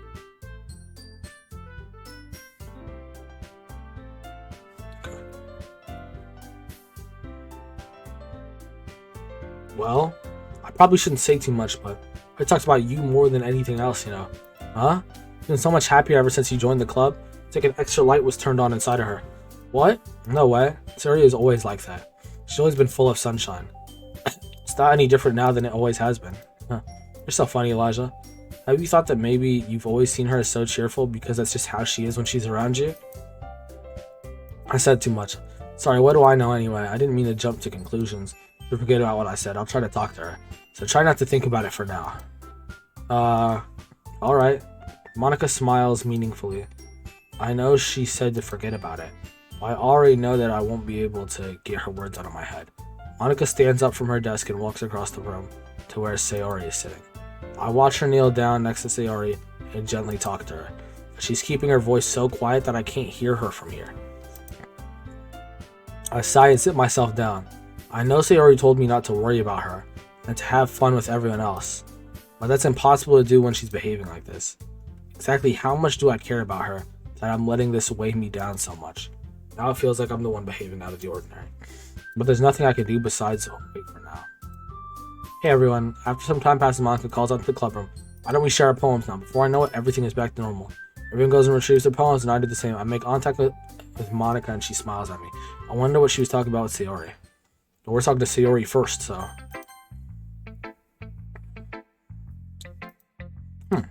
It's nice, I guess. Come on, I can already tell you don't like it. Well, you don't need to worry about what I think. After all, you wrote this for someone else, didn't you? Probably Yuri. Huh? I didn't write this for anyone specifically. Maybe. Does this sound like Yuri? That's not really what I meant, though. But it's okay.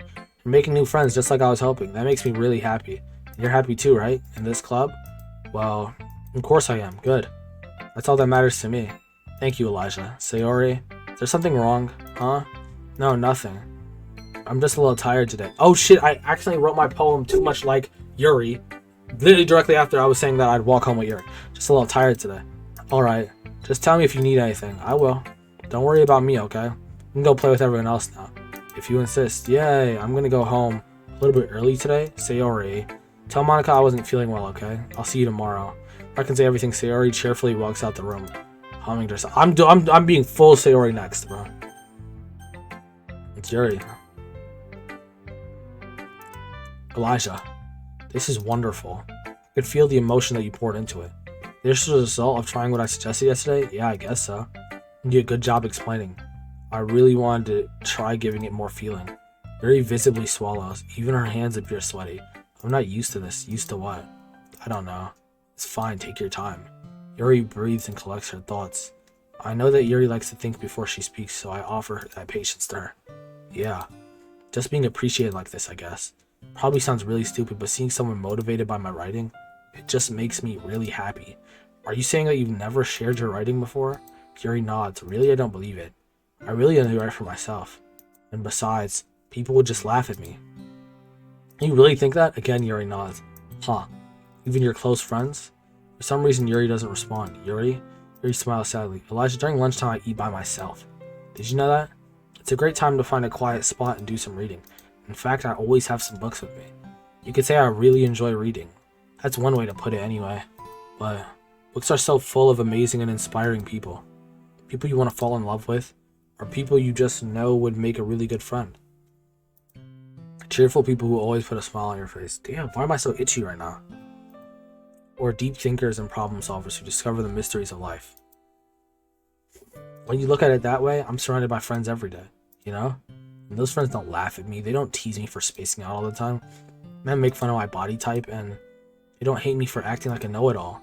People say that about you? I'm not a know-it-all at all, Elijah. It's the opposite. I don't know anything. I don't know how to talk to people. I don't know how to make people see me as normal. I don't even know how to make myself happy. I have all these feelings, and all I can do to them is read and write. But it wasn't until now that I started sharing it with you that I really understood what was missing all this time. I haven't really done anything. No, that's wrong. Just being patient and respectful, that's really important to me. I know I'm a different person, Elijah. I speak too slowly. I second guess myself all the time. I guess whoever I write my poem, like, mostly towards is the person who I have the longest conversation with. I second guess myself all the time. I read too deeply into things, but every time you've always treated me just like anyone else. It's so rare that I feel comfortable with myself when I talk to others. That's why every time I talk to you, I just feel really happy. I see, well, I treat you how you deserve to be treated, Yuri. If other people don't see it that way, well, screw them. I mean, I joined this club hoping I would make friends, and I would say I've at least had one success, wouldn't you? If you put it that way, yeah. We really are friends now, aren't we? Yuri puts her head in her hands. This time she's smiling as she does it. You want to show me your poem? Yeah, I do. Let me get it for you. I think, ooh, we fucking with each other. Beach. A marvel millions of years in the making, where the womb of Earth chaotically meets the surface. Under the clear blue sky, as expansive bliss, but beneath the gray, knolling clouds, endless enigma of the easiest would get lost. Is one where everything can be found. One can only build a sand castle where the sand is wet, but where the sand is wet, the tide comes. Will it gently lick your foundations until you give in, or will a sudden wave send you crashing down in the blink of an eye? Either way, the outcome is the same, yet we build sandcastles. I stand where the foam wraps around my ankles, where my toes squash into the sand. The salty air is therapeutic. The breeze is gentle, yet powerful. I sink my toes into the ultimate boundary line, tempted by the foamy tendrils. Turn back and I abandon my peace. To a road to the shore. At the shore.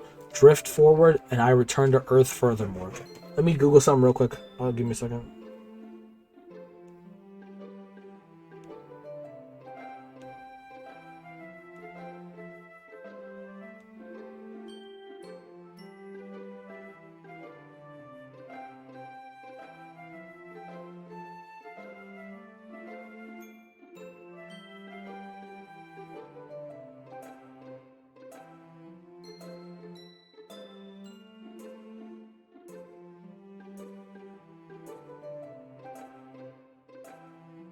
Okay. Sorry. I'm aware that the beach is kind of a inane thing to write about, but I did my best to take a metaphorical approach to it. You say that like you didn't even want to write about it. Oh, you haven't heard? About yesterday, Natsuki and I, well, it was amusing that we wrote about something similar in such different ways. So Natsuki wanted us to write about the same topic as each other again. I suppose to better compare the differences in our writing style or thought processes. Anyway, it was her idea. Knowing her, it's no surprise that she'd want to do something like that. She probably just wants to show off. It's not like I have a particular interest in her writing style. I just went with her request. But, well, I suppose it's not so bad to write about something simple on occasion. It can be refreshing, you know. It's good for me to calm my thoughts once in a while. Yeah, I think I agree. Thanks for sharing. Natsuki. This one's alright. Alright. Well, yeah. About as good as yesterday's anyway. I see what you're going for, but it's just not really my style. I mean, that's fine. I'm mostly just glad that you're trying a little bit. Well, of course I'm at least trying. Why are you so emotionally invested in my poems anyway? Isn't that more of a compliment to me? No, gross. It's not like I care. It's just that one of us in the club has to make sure you're not slacking off, really. Well, what if you just ended up scaring me away? It's not like you would actually do that. Yeah, you're right. It's kind of fun to hang out here, even if I have to put up with you. Natsuki's elbows connect with my stomach. Oh, maybe I won't mind scaring you away after all. I was just joking. Oh, I know. Don't worry, I was too. How the hell do you call that a joke? That seriously hurt. Or maybe it was funny to her. Guess that's kind of the point. I should really just wash my mouth around Natsuki. Anyway, Natsuki holds out her poem to me like nothing happened. I'll be your beach. Your mind is so full of troubles and fears that diminished your wonder over the years. But today I have a special place, a beach for us to go. A shore reaching beyond your sight. A sea that sparkles with brilliant light. The walls in your mind will melt away before the sunny glow. I'll be on the beach that washes your memories away. I'll be the beach that you daydream about each day. I'll be the beach that makes you make your heart leap in a way you thought you had left you long ago. Let's bury your heavy thoughts in a pile of sand. Bathe in your sunbeams and hold my hand. Wash your insecurities in the salty sea and let me see you shine. Let's leave your memories in a footprint trail. Set you free in my windy sail. And remember the reasons you're wonderful when you press your lips to mine. I'll be the beach that washes your worries away. I'll be the beach that you daydream about. Oh wait, did I already read that part? Or does it? Okay, no. I'll be that you daydream about each day. I'll be the beach that makes your heart leap in a way you thought had left you long ago. But if you let me by your side, and if you let me by your side, your own beach, your own escape, you'll learn to love yourself again.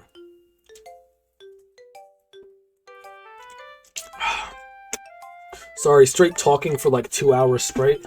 Like just not even stopping saying a word for 2 hours straight. Can get to a nigga's throat. Yeah. I felt like I kept writing about negative things, so I wanted to write something with a nice message for once. Besides, the beach is awesome. I kind of write, I can't write, kind of hard to write about anything negative about the beach. Well, Yuri takes on it, it was a little more solemn. Well, that's, geez, she better not have said anything bad about mine. After all, she's the one who wanted us to write about the same topic. You can really see her doing that too. Making us write about a similar topic than trying to impress me by coming up with something all fancy. It's not like I care. I just did it anyway. Why are you both saying that though? Someone's lying, I guess. I guess mine ended up being kind of metaphorical too, but there's nothing wrong with doing that once in a while. At the very least, it was good practice. Monika. Hi, Elijah. Thought about what you want to submit to perform at the festival? Well, being in this club is one thing, but performing it by a bunch of people, I'll have to give it some more thought. Okay, no pressure. Whatever you do, I'm sure it'll turn out great. He's like a male cheerleader. You know, there's only one. It would also help make me happy to see. Anyway, let's take a look at your poem. Sure. I'm not gonna take a look at the poem I'm holding in my hand. Great job, Elijah. I was going ooh in my head while reading it. It's really metaphorical. I'm not sure why, but I didn't expect you to go for something so deep. I guess I underestimated you. It's easiest for me to keep everyone's expectations low. That way it always counts when I put in some effort. That's not very fair. Well, I guess it worked anyway. You know that Yuri likes this kind of writing, right? Writing that full of imaginary and symbolism, unlike Sayori, who likes using simple and direct words to describe happiness and sadness. Yuri likes it when readers are... Why did you have to bring up Sayori? Now I feel like I fucked up. Yuri likes it when readers are left to derive their own meaning out of it. It's very challenging to write that effectively. Both allowing people to get something out they just feel or letting them deeply analyze all the nuances. It can take years of practice, which I'm assuming Yuri has at this point. I've never really asked though. I'm sure I'm nowhere near her level yet. Don't worry so much about that. You do your own thing. Just keep exploring and learn by trying new things. Anyway, I'll share my poem with you now, alright? Alright. A lady who knows everything. A whole tale tells of a lady who wanders Earth. A lady who knows everything. A beautiful lady who has found every answer. All meaning, all purpose, and all that was ever sought, and here I am, a feather, lost adrift the sky, victim of the currents of the wind. Day after day I search with little hope, knowing legends don't exist. When all else has failed me, when all others have turned away, the legend is all that remains. The last dim star glimmering in the twilit sky, twilight I think he meant, until one day the wind ceases to blow. I fall and I fall and I fall and fall even more. Gentle as a feather, a dry quill expressionless, but a hand catches me between the thumb and forefinger, the hand of a beautiful lady. I look in her eyes and find no end to her gaze. The lady knows everything. The lady who knows everything knows what I am thinking. Before I can speak, she responds in a hollow voice. I have found every answer, all of which amount to nothing. There is no meaning, no purpose, and we seek only the impossible. I am not your legend. Your legend does not exist. And with a breath, she blows me back afloat, and I pick up a gust of wind. I don't know what that meant, but that sounded good. You know, I feel like learning and looking for answers are the sorts of things that give life meaning. I have to get too philosophical or something. But it was kind of on my mind, so that's what I wrote about. I see. I never really put much thought into it. In a way, it's almost paradoxical. Because if we all had our answers, wouldn't the world start to lose its meaning? You know, there's one thing I noticed. It seems like everyone in the club prefers writing about things that are more sad than happy. Are you surprised? I mean, if everything was okay, we wouldn't really have anything to write about, would we? Humans aren't two-dimensional creatures. I think you know that better than anyone. You mean one-dimensional? Oh, yeah, that. Anyway, here's Monika's writing tip of the day. Ever are too shy to share, bro, God, it can be really disheartening to get to a lukewarm response to something you put so much into. But if you find other people who enjoy writing, then sharing becomes a lot easier. Because instead of just telling you that writing is good or okay or bad, they want to focus more on everything that went into it and the things that you can work on. It's much more encouraging that way, and it'll make you want to continue improving. It's almost like having your own little lecture club, don't you think? That's my advice for today. Thanks for listening. Let's save right here real quick. Let's save over whatever this is, right? No, I guess not. I'll save right there. Thanks for listening. Okay, you three. We're all done sharing poems, right? Why don't we start figuring out... Hold on. Is it just me or did you say something strange just now, huh? Something did sound a bit unusual. That's right. You deviated from your usual catchphrase when addressing the club. Catchphrase? I don't have a catchphrase. Jeez. Why is the mood so weird today? Look, even Yuri isn't immune to it. Sad day in the air is common foreshadowing that something terrible is about to happen. In your books, maybe. Look, the only thing that's different is that Sayori isn't here. It seems you're right. So Sayori always helps me lighten the mood, doesn't it? Helps lighten the mood a little bit, doesn't she? It's almost like everyone's balance is thrown off a little when she's not around. Where the heck did she run off to anyway? I thought she just went to pee. Natsuki, please show some decency. Heartless, are you still here? Just checking. Oh, come on. She actually wasn't feeling too well and went home early. Is that so? I hope she's alright. Seriously? Of all the times to not go home with her, you picked the time she's not feeling well? Damn, just checking, bro. So much for you two being all lovey-dovey. It does. Oh no. First of all, stop misunderstanding my friendship with Sayori. And second, she's kind of been avoiding me today. I didn't want to force it, huh?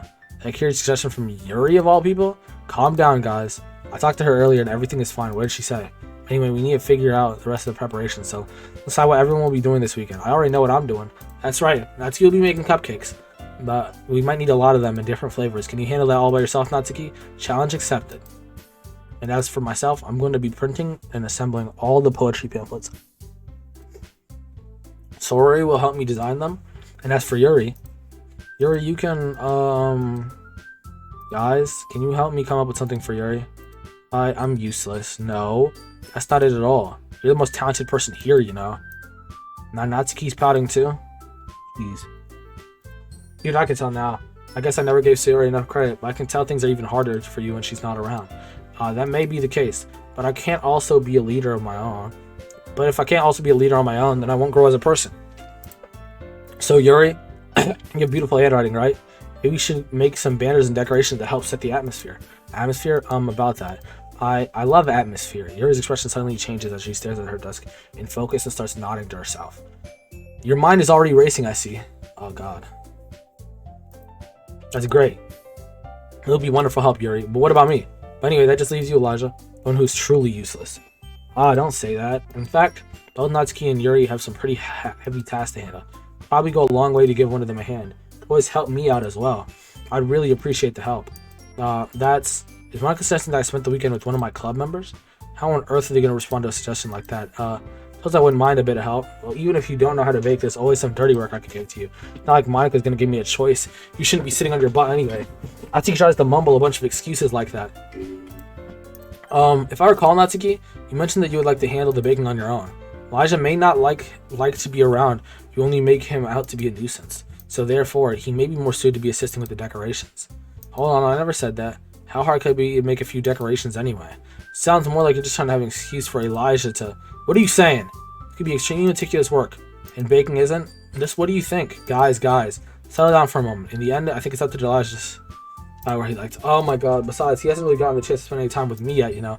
I'm picking Monika! So I'm sure he's interested in... You literally just said, I'm surprised as well. Sorry. I'm just saying though. Jeez. You saw this already? Yeah. Elijah, you're okay with this, right? In the end, it's up to you. Of course. Very well. In that case, I look straight at me. Sayori! Fuck, I want to pick Sayori. But I haven't gotten to spend time with Monika!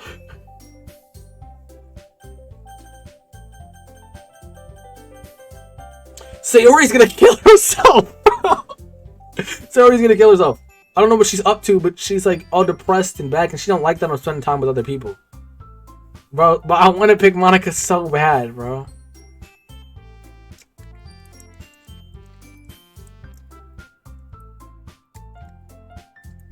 But Sayori's not even doing anything. Sayori's helping Monika, right? I don't know, man. I want to pick Monika, bro. But Sayori's gonna kill herself, bro. So I know that's like It's like she's not gonna kill herself, but she's like mad depressed. What do you think then, Heartless? You think I should pick Sayori? Huh? Come on, I need thoughts, bro. I need thoughts.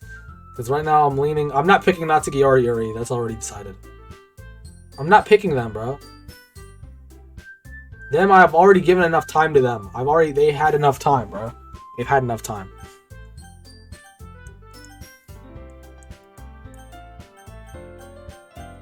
Fuck, man.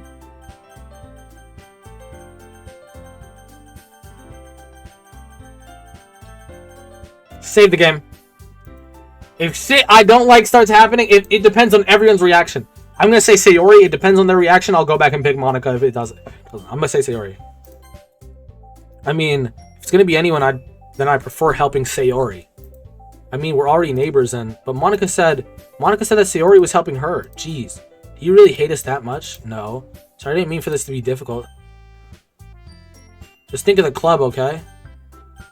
You see, they tweaked on me. They tweaked on me. They tweaked on me. They tweaked on me. They tweaked on me. Load. This one. Yep. Who am I picking? Monika. Well, I guess I should probably be helping Monika. Yay, you picked me. Hold on one second. Yeah. Monika, you're the one who needs the least help out of all of us. But I agree with Natsuki. Not only is your work already most suitable for one person, but you already have Sayori as well. But Elijah was the one who, that doesn't matter. You were the one who scared him into picking you in the first place. You're the club president, Monta. You're supposed to make responsible decisions with the club. Fuck you! Monika, you shouldn't let your ulterior motives interfere with this decision. Ulterior motives? What are you saying, Yuri? In fact, it sounds like you guys are the ones with ulterior motives. Excuse me? Otherwise, this wouldn't have been made into such a big deal in the first place. That's completely false, Monika. Yeah, we have a lot of work to do, you know. We won't do as good of a job if you make us work alone. Maybe that's true. Think of the club, Monika. If you want our event to succeed, you do appreciately distribute resources. So are you gonna do the right thing, President? Okay.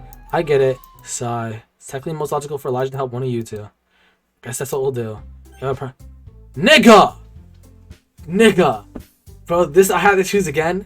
I'm picking Yuri. I'll probably be most useful helping out Yuri. Me? Are you serious? Why would you? Natsuki? I can already tell you're about to say something mean. No. I was just saying, you be helping Yuri then, Elijah? Yeah. That's what I'm gonna be doing.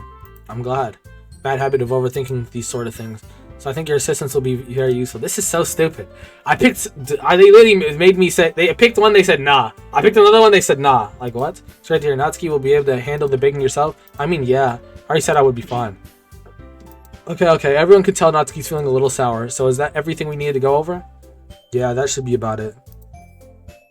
Are you guys excited? Well, excited might not be the right word. I suppose I'm looking forward to it a little bit. Do you feel the same way, Elijah? Me? I guess you could say I'm interested to see how things will turn out. It's good enough for me. What about you, Natsuki? She mad. I know you mad that I smoked your mans. Why is everyone yelling at me? I didn't even do anything. No, that's not what I meant at all. Yuri anxiously glances between everyone in the room. I'm sorry for this.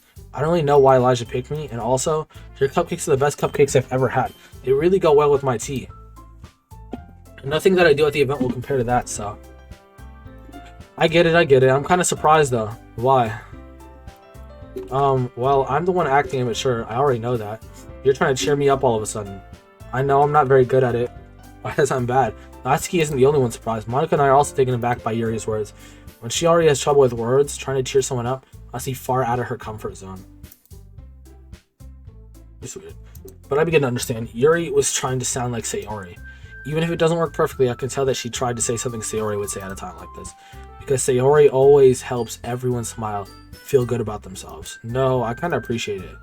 I'm sorry for making a big deal out of nothing, but I'm going to say this. You better bet that my cupcakes are going to be the best part of the whole event. I believe you.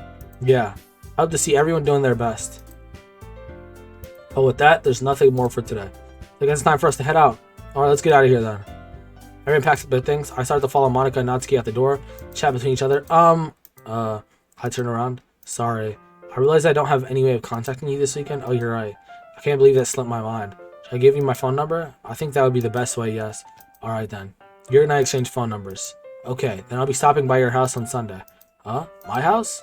Is that a problem? No, not at all. I just thought that I would be the one going to your house since I'm the one helping you. Suppose that makes sense. But if you don't mind, I think I'd prefer going to your house. Alright. In that case, it won't be a problem. I decided not to press Yuri for a reason. It's not like it should matter either way. I'll just need to make sure my room is clean. Hope I managed to make myself useful in some way. I'm not nearly as creative as you are. Don't underestimate yourself, Elijah. I think that will make a very productive team. I'm trying to get productive. Reproductive. Even if you only chose me because you felt bad or something. Wait. You don't actually think that, do you? I don't know. It's difficult to come up with any other reason you may have chosen me. And the only reason with the most common sense to help you because that's what I want to do. But Yuri thinks to herself with an extremely tense expression. Yuri, you're overthinking this. You want me to point out what you're overthinking, right? I didn't realize. I'm telling you I want to. That's all there is to it. You don't believe me? Yuri thinks really hard again. Took straight into my eyes for a long time. I believe you. As if it took tremendous effort, Yuri finally says that she relaxes her expression. And I'm really looking forward to Sunday. Yeah, I am too. After that exchange, I make my way out the door and Yuri follows. I can't believe this. Check on Sayori! Yuri's gonna be coming to my house on Sunday? My anxiety shoots through the roof. Even though I've gotten pretty used to handling her at this point. Pause. There's no telling... Hold on, don't pause. Play. There's no telling what might end up happening when we're outside of school. And that she told me that she was looking forward to it. Is there a chance I have to make something happen between us? Or is it too early for that? Only time will tell. Until then, I won't be able to take my mind off it. I seriously can't wait. There's no poem writing now, right? It's already Sunday. I've already been getting increasingly anxious about Yuri's upcoming visit. I keep telling myself there's no... Is she going to be wearing regular clothes? But it doesn't help much. Yuri's clearly an introvert and also an intimate person in general. There's no doubt that she'll open up a little bit when it's just the two of us. Meanwhile, we've been texting occasionally. Been extremely apprehensive at first, but it wasn't long because I was already learning more about her. After putting Yuri aside, I haven't heard of things from Sayori since she left club early the other day. Not like we text each other all the time or anything, but I'm being worried about her in the back of my mind. Between what Sayori said... Damn, wait, this is my house? This is Sayori's? God damn, she got a mansion. Between what Sayori said and what Monika said, is it really okay for me to put Sayori's feelings aside when she might need me? No, no. Oh no, she's a different house. She's on the other side. I decided to visit Sayori before Yuri comes over. Rather than asking, I simply tell her I'm coming over, much like we've done in the past. Once I reach Sayori's house, I knock on the door before entering it myself. Again, we used to play so often that we've made it a habit of simply entering each other's house like we were family. The house is quiet. Sayori isn't anywhere on the first floor, so I assume she's in her room. Sorry, stranger, for not to run down to greet me. I head up to her bedroom. Where's the music? Where the hell is the music? I head up to her bedroom where I finally find her. Sayori? Ooh! Ooh! I thought something bad was happening there. Hi, Elijah. I sit down in her room. It's not breaking in. They said this is casual. They do this all the time. Sayori forces a smile, but it's easy to tell that she's different. There's a minute of silence between us. You haven't come over like this in a long time, have you? I guess you're right. Oh, it's been a long time. Not much has really changed, has it? His room is as messy as it always been. I also recognize the same stuffed animals and wall decorations that she had for years now. If you come over more often, it wouldn't be such a mess. That's because I end up cleaning it for you. How come you suddenly wanted to come over today? Are you supposed to see Yuri today? Yeah, but... Wait, how did you know that? Sayori has already left by the time we decided last meeting. Monika told me. It's only natural for her to keep me informed about the festival preparations, right? Oh, that's true. What about you? Are you going to be helping Monika today? Of course, but I'm just helping her online. We didn't plan to meet up or anything. So it's just me and Yuri then. Yep. More silence between us. Sayori stares in a random direction. Everything about her behavior is really uncharacteristic. I finally get to the point. I just wanted to see how you were doing. After you left on Friday, when something's wrong, you can't hide it from me. I know you too well, so... Sayori smiles, shaking her head. That's no good, Elijah. Why can't it just be like it's always been? This is all my fault. If I didn't get so weak and accidentally express my feelings, if I didn't make that stupid mistake, then you wouldn't have been worried about me at all. You wouldn't have come here. You wouldn't have even been thinking about me right now. This is just my punishment, isn't it? I'm getting punished for being so selfish. I think that's why the world decided to have you come over today. It just wants to torture me? What the fuck are you talking about, Sayori? Can I say your brother's shoulders? What on earth are you saying? Are you listening to yourself right now? I know something happened to you. There's no explanation for you to be like this. So tell me already. Till I know I won't be able to stop thinking about it. Sayori gives me an empty smile. You're really putting me in a trap, Elijah. But you're wrong. Nothing happened to me. I've always been like this. You're just seeing it for the first time. Seeing what? What are you talking about, Sayori? You're really just gonna make me say it, aren't you, Elijah? I guess I have no choice this time. The thing is, I've had really bad depression my whole life. Did you know that? Why do you think I'm late to school every day? Because most days I can't even find a reason to get out of bed. What reason is there to do anything when I fully know how worthless I am? Damn! Okay. You need to lock in. He's always been depressed, he's just been hiding it from me. Why go to school? Why eat? Why make friends? Why make other people put their energy into caring to waste by having them spend it on me? That's what it feels like. And that's why I just want to make everyone happy. Without anyone worrying about me. I'm in shock. I can't even figure out how to respond. How is it possible that Sayori kept this from me the entire time that I've known her? She really wants so badly for me to just not think about her? Why, Sayori? Huh? Why is it that you've never told me about this? It almost feels like I've been betrayed as your close friends, because if I knew, I could have done everything I could to support you, even if there's only so much that I could do. I would have tried a little bit harder to make every day a little better for you. That's why I'm your friend. All you had to do was tell me. You don't understand it all, Elijah. Why do you think I didn't tell you? So I told you, then you would have to waste effort caring about me instead of doing important things. I don't want to be cared about. It's bittersweet when people try to care for me. It feels nice sometimes, but it also feels like a bat being swung against my head. Okay, well, it's a bit odd. That's a way to phrase it. That's why I want so badly for you to make friends with everyone else. Helping everyone be happy together is the best thing for me. But then I discovered something else too. Seeing you make friends and get closer with everyone in the club, it feels like a spear going through my heart. So that's why I decided the world just wants to torture me. Every path leads to nothing but hurt. You're right that I don't understand. I don't understand your feelings at all, Sayori. But I don't need to understand. Whatever it takes for me to help you stop hurting, that's what I'll do. No, Elijah, there's nothing. Nothing at all. The only thing that could have helped me is if everything could be like it always was. Because I was selfish, I finally showed you what a horrible person I am. Tears streaked down Sayori's face. I made you join the literature club because I was selfish. I punished myself by my heart hurting in a way that I couldn't understand. And now you came here and I made you hurt too. I'm just weak and selfish. That's all I am. That's why I'm going to accept these punishments. Because I deserve every last one. Without thinking, I once again grab Sayori's shoulders. This time I pull her into a tight embrace. Elijah, Sayori, I don't care if you feel selfish. I'm really happy that you convinced me to join the club. Seeing you every day makes it worthwhile enough.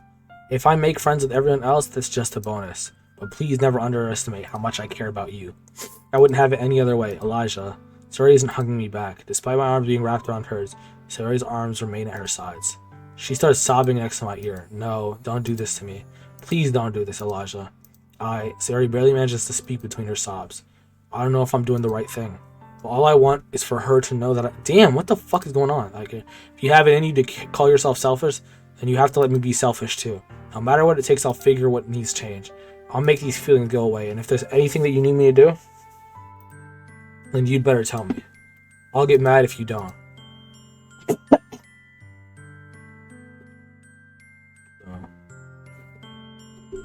I don't know. Gently, Sayori finally puts her arms around me in return. I don't know anything. It's all really scary. I don't understand any of my feelings, Elijah. Bro. Niggas being sad and depressed is cringe, apparently. The only time I'm not feeling nothing is when I'm feeling pain. But your hugs are so warm. That's really scary, too. Sayori lets me go. As she does so, I let her go as well. The festival is tomorrow. Yeah. It's going to be fun, alright? Yeah. How would you like for me to spend it all with you? That's what I want. I promise. I think that would be nice then. Sayori wipes her eyes. If I could spend the whole day here, I would. Of all days, this has to be the one where I have other plans. Maybe I should cancel. No, don't. Please don't. If you did that, then I really wouldn't forgive you. But it's almost time for Yuri to meet at my house. At the very least, do you want to come along and help out? It would be fun. To my surprise, Sayori shakes her head. I'm sorry. I don't know if that would be very good for me today. You understand, right? Kind of hard for me to fully understand, but I'm trying my hardest. It's okay. Don't worry too much about it. I'll see you tomorrow, okay? Alright. I look forward to it. Back to my house. Bad bitch. She depressed though, I guess. I just didn't know that. I shouldn't be worrying too much. We're definitely gonna have a great time tomorrow.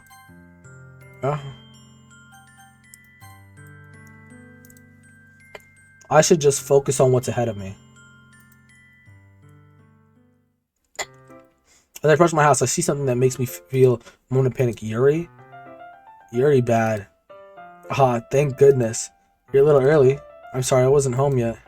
Were you waiting for a long time? No, I just got here. But I started to get really nervous when nobody answered the doorbell. You always could have texted me. If I had known, I would have reassured you and hurried more on my way here. I suppose that's true. I didn't think of that for some reason. I should be common sense to do that, but I decided to ignore it. Anyway, let's go inside. I see you brought a lot of stuff with you. That's right. And did you manage to find everything I asked you to buy as well? Yeah, pretty much. At least I hope I got everything. I'm sure it'll be fine. Take Yuri to my room. The first thing she does is glance around curiously, which makes me feel anxious. It's so clean. I cleaned it before you came over, so that's very considerate of you to do. Ah, no. It would be really embarrassing for my room to be a mess while you were here. I do enjoy cleaning. I would have gladly helped you clean. That would be even more embarrassing. But don't look in there.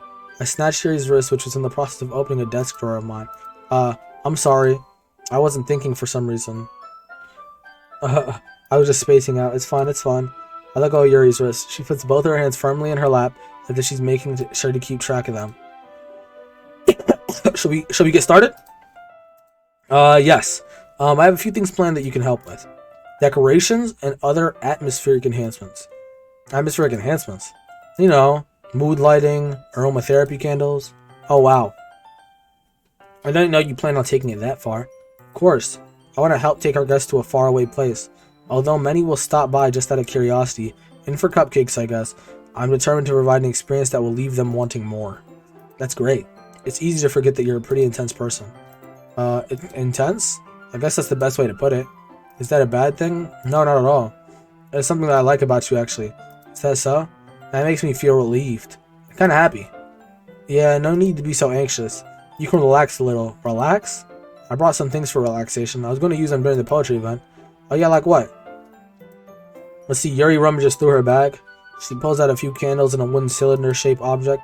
Some shopping on my way here, so I happen to have these in my bag. I prepared to cover the windows in black paper and use the candles to light the room. I think that would be amazing, don't you? That would be really neat. What's that wooden thing, though? Oh, this? It's a diffuser for essential oils. How familiar are you with aromatherapy?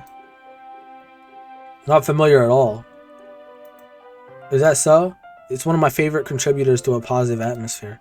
Depending on the oils or herbs you use, you can change the mood of the air itself. You can even feel it permeate through your body. Relaxation, positive energy, romance, reflection. It's almost like magic. Yuri takes the cylinder and switches, and pushes a switch on the bottom. In just a moment, a thin ray of vapor begins to spout through a small hole on the top. Oh, that smells wonderful. What kind of mood is that one for? This is jasmine essential oil. Smells a little sweet and flowery, right? That's a good way to describe it. I chose jasmine for the event because it provides more relaxation. Jasmine enhances your emotions and helps you feel them flow through your body. You feel warmer and your heart pounds more heavily. Don't you think that would be perfect for sharing our poems? It does sound suitable, but you seem to know a lot about this, so I'll trust your opinion with anything. Yuri smiles gently, clearly enjoying herself. She again reaches into her bag and pulls out several spools of thin ribbon. What are those for? Well, did you purchase the origami paper I asked you to get? Yeah, I have it over here. We won't be using the paper for folding origami. What I'd like to do is talk about a whole different world of paper. Sorry, give me a...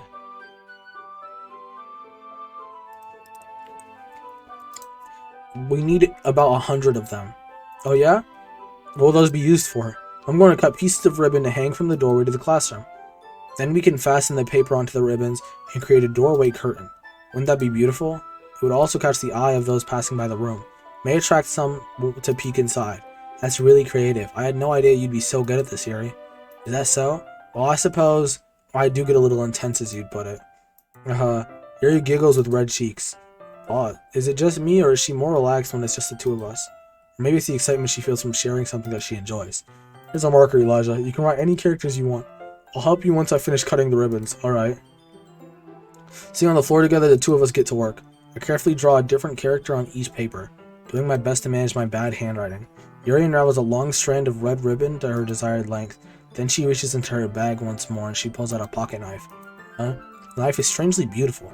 The silver handle has an intricate pattern and waves etched into it. The blade itself is gently tinted blue. That's no ordinary pocket knife. It looks really fancy. Well, embarrassed, Yuri looks away. What is it? You're gonna think it's weird. Yuri, whatever it is, I have no reason to judge. To each their own, you know? If you promise you won't be weirded out. Yeah, I promise. Alright. The thing is, I'm kind of into knives. Just so pretty. No, I don't think she's suicidal at all. I don't think she's suicidal at all. Just having a knife, she just likes knives because they're pretty. Like in the one about the raccoons, remember? I don't know what it is. The combination of craftsmanship and feeling of danger, maybe? What am I saying? Please don't think I'm weird for this. You're laughing at me? No, I'm not laughing at you. It's just funny how nervous you get about sharing. It's an interesting thing to be into, I guess. But I think it kind of suits you. Suits me? Yeah, it's kind of intense. Besides, it's a really cool looking knife. I can't deny that. It is, isn't it? Yuri relaxes her expression once again. Would you like to hold it? Sure, I'll check it out. Yuri carefully hands me the knife with the handle facing me. I take it and turn it around into my hands. It feels heavy and extremely solid. Who'd even get a knife like this? Curious of its sharpness, I feel the point of the knife with my index finger. Ow. Elijah, why'd you do that? I didn't expect it to be that sharp. I barely touched it at all. It's my fault. I should have warned you. This knife is extremely sharp. Cut through skin like it's paper. How you know that? Oh no, a small drop of blood. Is that why you're wearing a long sleeve type shit? Nah, imagine. A small drop of blood trickles down the sides of my fingers. Yuri takes my hand and gives the wound a closer look.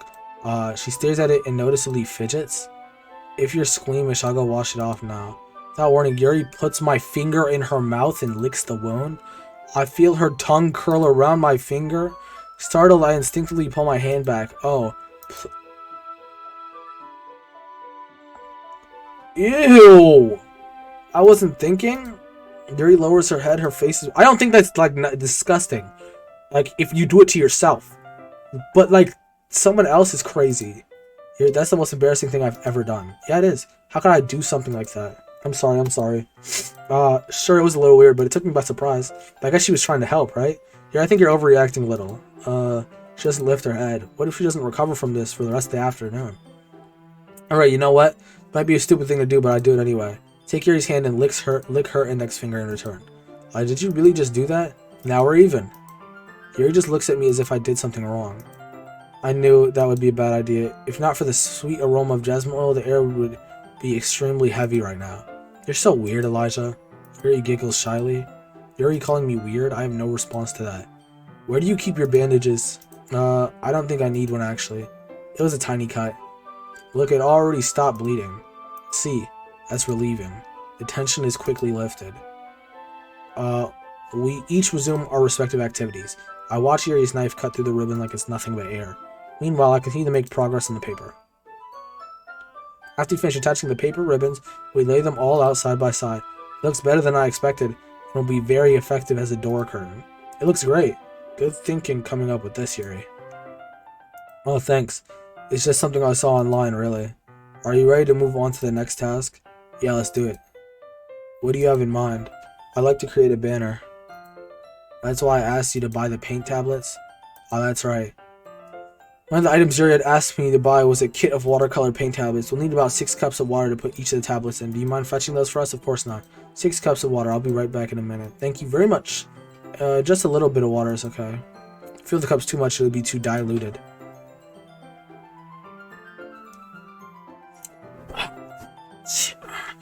Taking Yuri's advice, I decided to use small plastic bathroom cups rather than full-size glasses. Put them on a plate and catch any paint that drips. I then bring them into my room. Yuri? Yes? I come in to see Yuri quickly unrolling her sleeve. pulling it back over her arm. I know she's cutting herself. Your face is a little red. Is it too hot in here or anything? No, not at all. There's nothing wrong, so let's mix the paint. Riley dismisses me and takes it upon herself to unwrap the tablets. So, I thought we were doing something simple that would look very nice. I'd like to paint a gradient across the banner. Starting with the colors for sunrise, then daytime, then sunset, and then nighttime. Once it dries, it'll write an inspirational quote across the banner. We can hang it on the wall behind the podium at the front of the classroom. Oh, neat. What are you going to write? Well, it would be more fun to surprise you. Yuri smiles at me. If you say so. After rolling out the banner, Yuri and I kneel on opposite sides so we don't get in the way of each other. Yuri uses a brush and adds a few dots of different colors across the banner and serves as a color guide while we paint. This kind of reminds me of elementary school. Painting in a banner with watercolors feels a lot like an art class project we had back then. It's relaxing. I'm sorry if this feels too childish.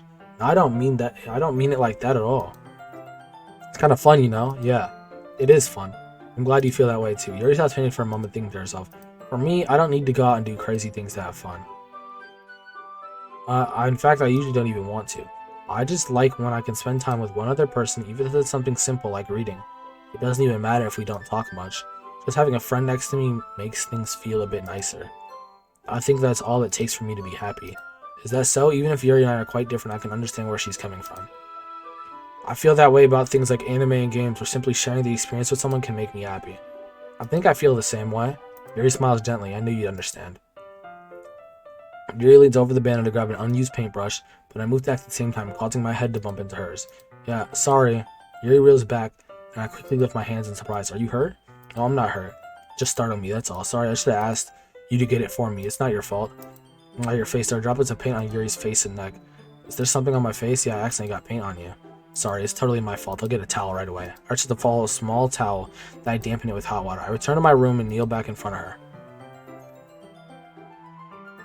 Here. I pat down Yuri's face and neck with the towel. Is something wrong? I just didn't expect it. Sorry. I didn't want to use cold water. This is okay.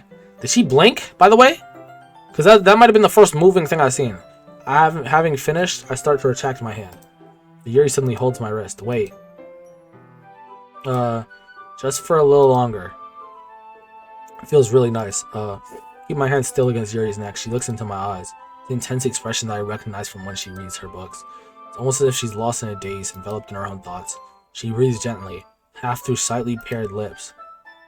What is happening? With the aroma of the jasmine oil giving me this dizzy feeling, Yuri's gentle fingers wrapped around my wrist, sending a tingling sensation through my arm. Suddenly her face seems so much closer to mine than it was just a minute ago. Yuri slowly pulls away. Sorry. I've been feeling a little lightheaded today. I didn't mean to space out. It's fine. The moment is over as soon as it began. Yuri picks up her brush again. Her movements seem clumsier, like she's unable to focus. I remain silent, forced to ignore the event that had just transpired. I hesitantly retrieve my own brush and continue following Yuri's example. That should do it. I finished filling the night sky with the white dots that look like stars. Yet the banner as a whole is very pretty and natural looking. I think it came out better than I expected. I'm really happy with the result. Yeah, me too. Are you going to add the lettering now? Not yet. It needs to dry first. That's true, but won't that take a while? Well, perhaps it would be best to leave it here and then have you bring it in the morning. I can do the lettering in the classroom before our event starts. Is that okay? That's totally fine. Wonderful. In that case, I don't think there's anything more for us to do here. Haha. You say that like you're glad it's over. Was I wrong to assume that you were at least enjoying yourself a little bit? Oh, no, it's not that. I'm just glad that we managed to get everything done. I see. I am too. A little concerned about time. I need to start making dinner soon. So you don't have any time left? Particularly hoping that we would have extra time after finishing the work. Well, Yuri thinks to herself, I think it would be too irresponsible for me to wait much longer. I'm sorry, I was hoping there would be more time as well. It's probably my fault. Sorry for being such a slow worker. No, it's not your fault at all. The important thing is that we got everything done, right? Yeah. So, I shouldn't be disappointed or anything. Gathering all our things, Yuri seems to look a little downcast. I understand why. It sounds like she really got the opportunity to spend time with friends in a relaxing environment. Why do we all live by ourselves, by the way? But that doesn't mean this is the last time it can happen. For real. Once Yuri packs up her stuff, I'll walk her out the front door. Thank you very much for having me today. No problem. I'm glad I was able to help. Just let me know if there's anything else you need me to bring tomorrow. I will. Well then, Yuri fidgets. I guess I'll see you tomorrow. Wait, I kind of say that without thinking. About today, it's fine that we didn't have as much time as we wanted, because we can do this again. Whenever you want, you can come over or we can go out somewhere. I forgot you don't like going out as much. As I stumble over words, Yuri simply smiles bashfully. Anyway, you know what I'm trying to say, so you're very thoughtful, Elijah. Yuri steps close to me, then briefly squeezes my hand. I kind of like that about you. Yuri, talk to me, bro. How am I supposed to respond to that? I don't even get a chance to, as Yuri suddenly pulls back. Sayori, hi, Elijah. Sayori, just now we weren't, It's okay, Elijah, I just stopped by to say hi. It's nice to see you. I'm sorry, but I'm already on my way to leave. Oh, really? That's too bad. I'm sorry. But we all be together at the festival tomorrow, so... Oh, that's fine, right? Of course. Sayori beams. Yeah, so I'll see you tomorrow? Clearly embarrassed, Yuri hurries off. Sayori waves goodbye after. Sayori, I thought you didn't want to come over today. Oh, well, I tried staying in my room, but my imagination was being really mean to me. So I had to come over here and see for myself. See what? What are you talking about? You know, how much fun you were having with Yuri. How close you got to her. It makes me really happy. You made such good friends. That's all that matters. I think she's trying to make me have like a bunch of friends, so then when she kills herself, I won't be lonely. I think that's what she's going for. I don't like that. Tears start to fall down Sayori's face. That's all that matters to me. Why am I feeling this way, Elijah? Just to be happy for you. Why does it feel like my heart is splitting in half? It hurts so much. Everything hurts so much. It would be so much better if I could just disappear. Nigga, don't say that. It's true, Elijah. If I wasn't here, then you wouldn't have to waste your sympathy on me. You wouldn't have to put up with me being selfish. Monika was right. I should just... Monika was right about what? Did Monika tell you to kill yourself? I'm not gonna let this continue. Caring about you like this isn't... No, I understand what they're saying. Nigga, Monika told her to kill herself? Or Monika told her to, like, stay away from me or so, like, not to push... Like, what the hell is she talking about? Caring about you like this isn't the burden your mind is making it out to be? It's something that makes me happy? It's something that I wouldn't trade for anything else. So even if it takes an entire lifetime, I'm going to be by your side until you don't feel like feeling any more pain. But Sayori looks away. I put a hand on her shoulder to reassure her. I'm scared, Elijah. I'm really scared. What are you scared of, Sayori? I'm scared that I might like you more than you like me. Sayori, it's true, isn't it? I was weak and started to like you too much. I did this to myself, Elijah. I like you so much that I want to die. That's how I feel, and that's enough, Sayori. I don't want you to hurt anymore. I saw my hand down on Sayori's arm and squeezed her hand in my own. You remember how I said I always know what's best for you? Do you still believe me? Wordlessly, Sayori nods. Even if you don't understand all your own feelings, I know that what you need the most right now, that's what I'm gonna give you.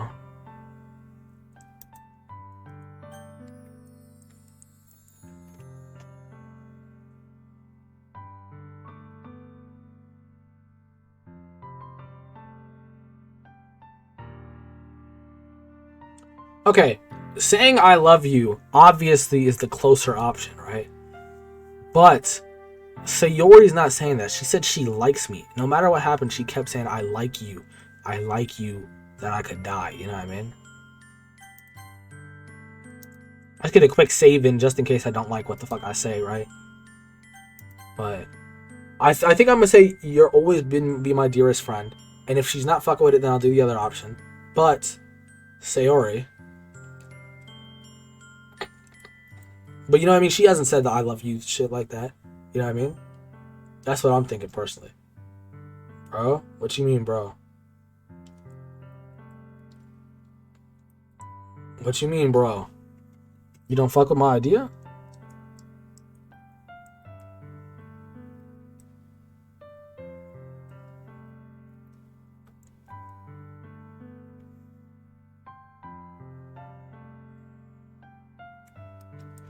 Come on, nigga, say something. I think no matter the case, someone's gonna kill him. No. She's not going to. You'll always be my dearest friend. What you need most is for things to be like they've always been. Monika told me the truth. She told me how much happier you seemed after I joined the club. I know you're struggling with some really difficult feelings right now, but please trust me that I know what's best and what will make you happy in the end. I promise I'll get things back to the way they were. I see. Sayori forces a smile.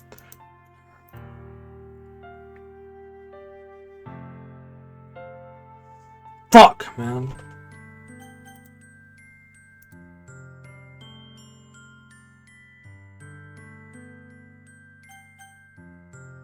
Nah, nah. We're saying I love you. We're saying I love you.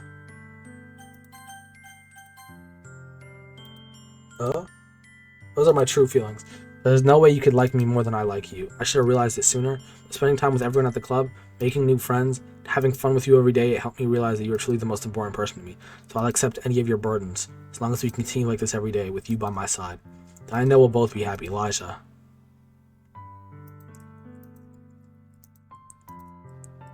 That's what I look like? Fuck! Wait, I don't want this! I don't want this! I don't want this. Okay, I don't want this though, bro. I don't want to be super with Sayori. You know what I mean? Because I'm for the team, bro. I'm for the team.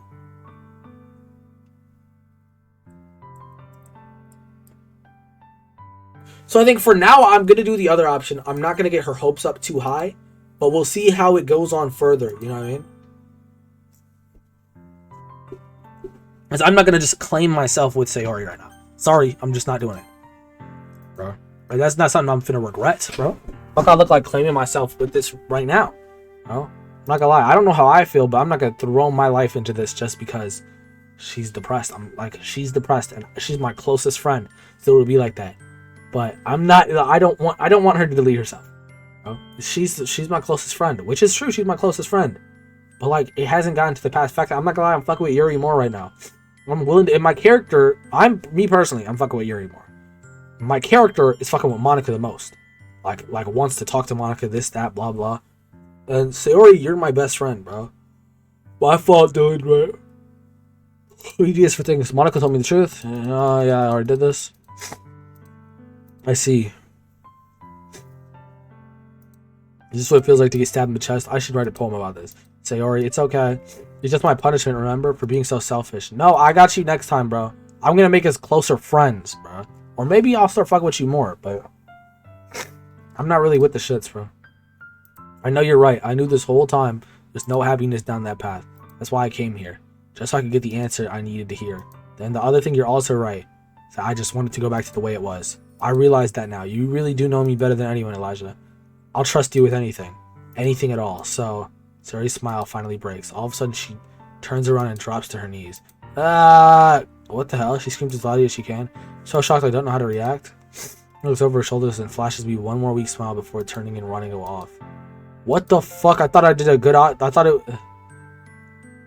There's no such thing as a bad option. There's no such thing as a bad option in a game like this. There's no losing option. There's just difference, right? I'm left helplessly standing in front of my house. Why am I feeling so horrible about this? Yeah, there's a nice thing to do and there's a not nice thing to do. Got it. There's nothing more than that I could have done. The most I can do is support Sayori through... Yeah, literally. The most I can do... I did not fuck it up. I did not fuck it up. The most I can do is support Sayori. Look, I'm literally saying it. My character's saying it. The most I can do is support Sayori through her feelings and help her on her path. That's right. But I'm having as much trouble understanding Sayori's feelings as she is. Even though I want to come for her, I keep wondering if I should do something more or something different. I know these thoughts will continue to plague me until things are back to the way they were. Gonna give it everything I got. Sayori will always be my dearest friend. I'll do whatever it takes to put a smile on her face every day. See, I'm good, bro. I'm good.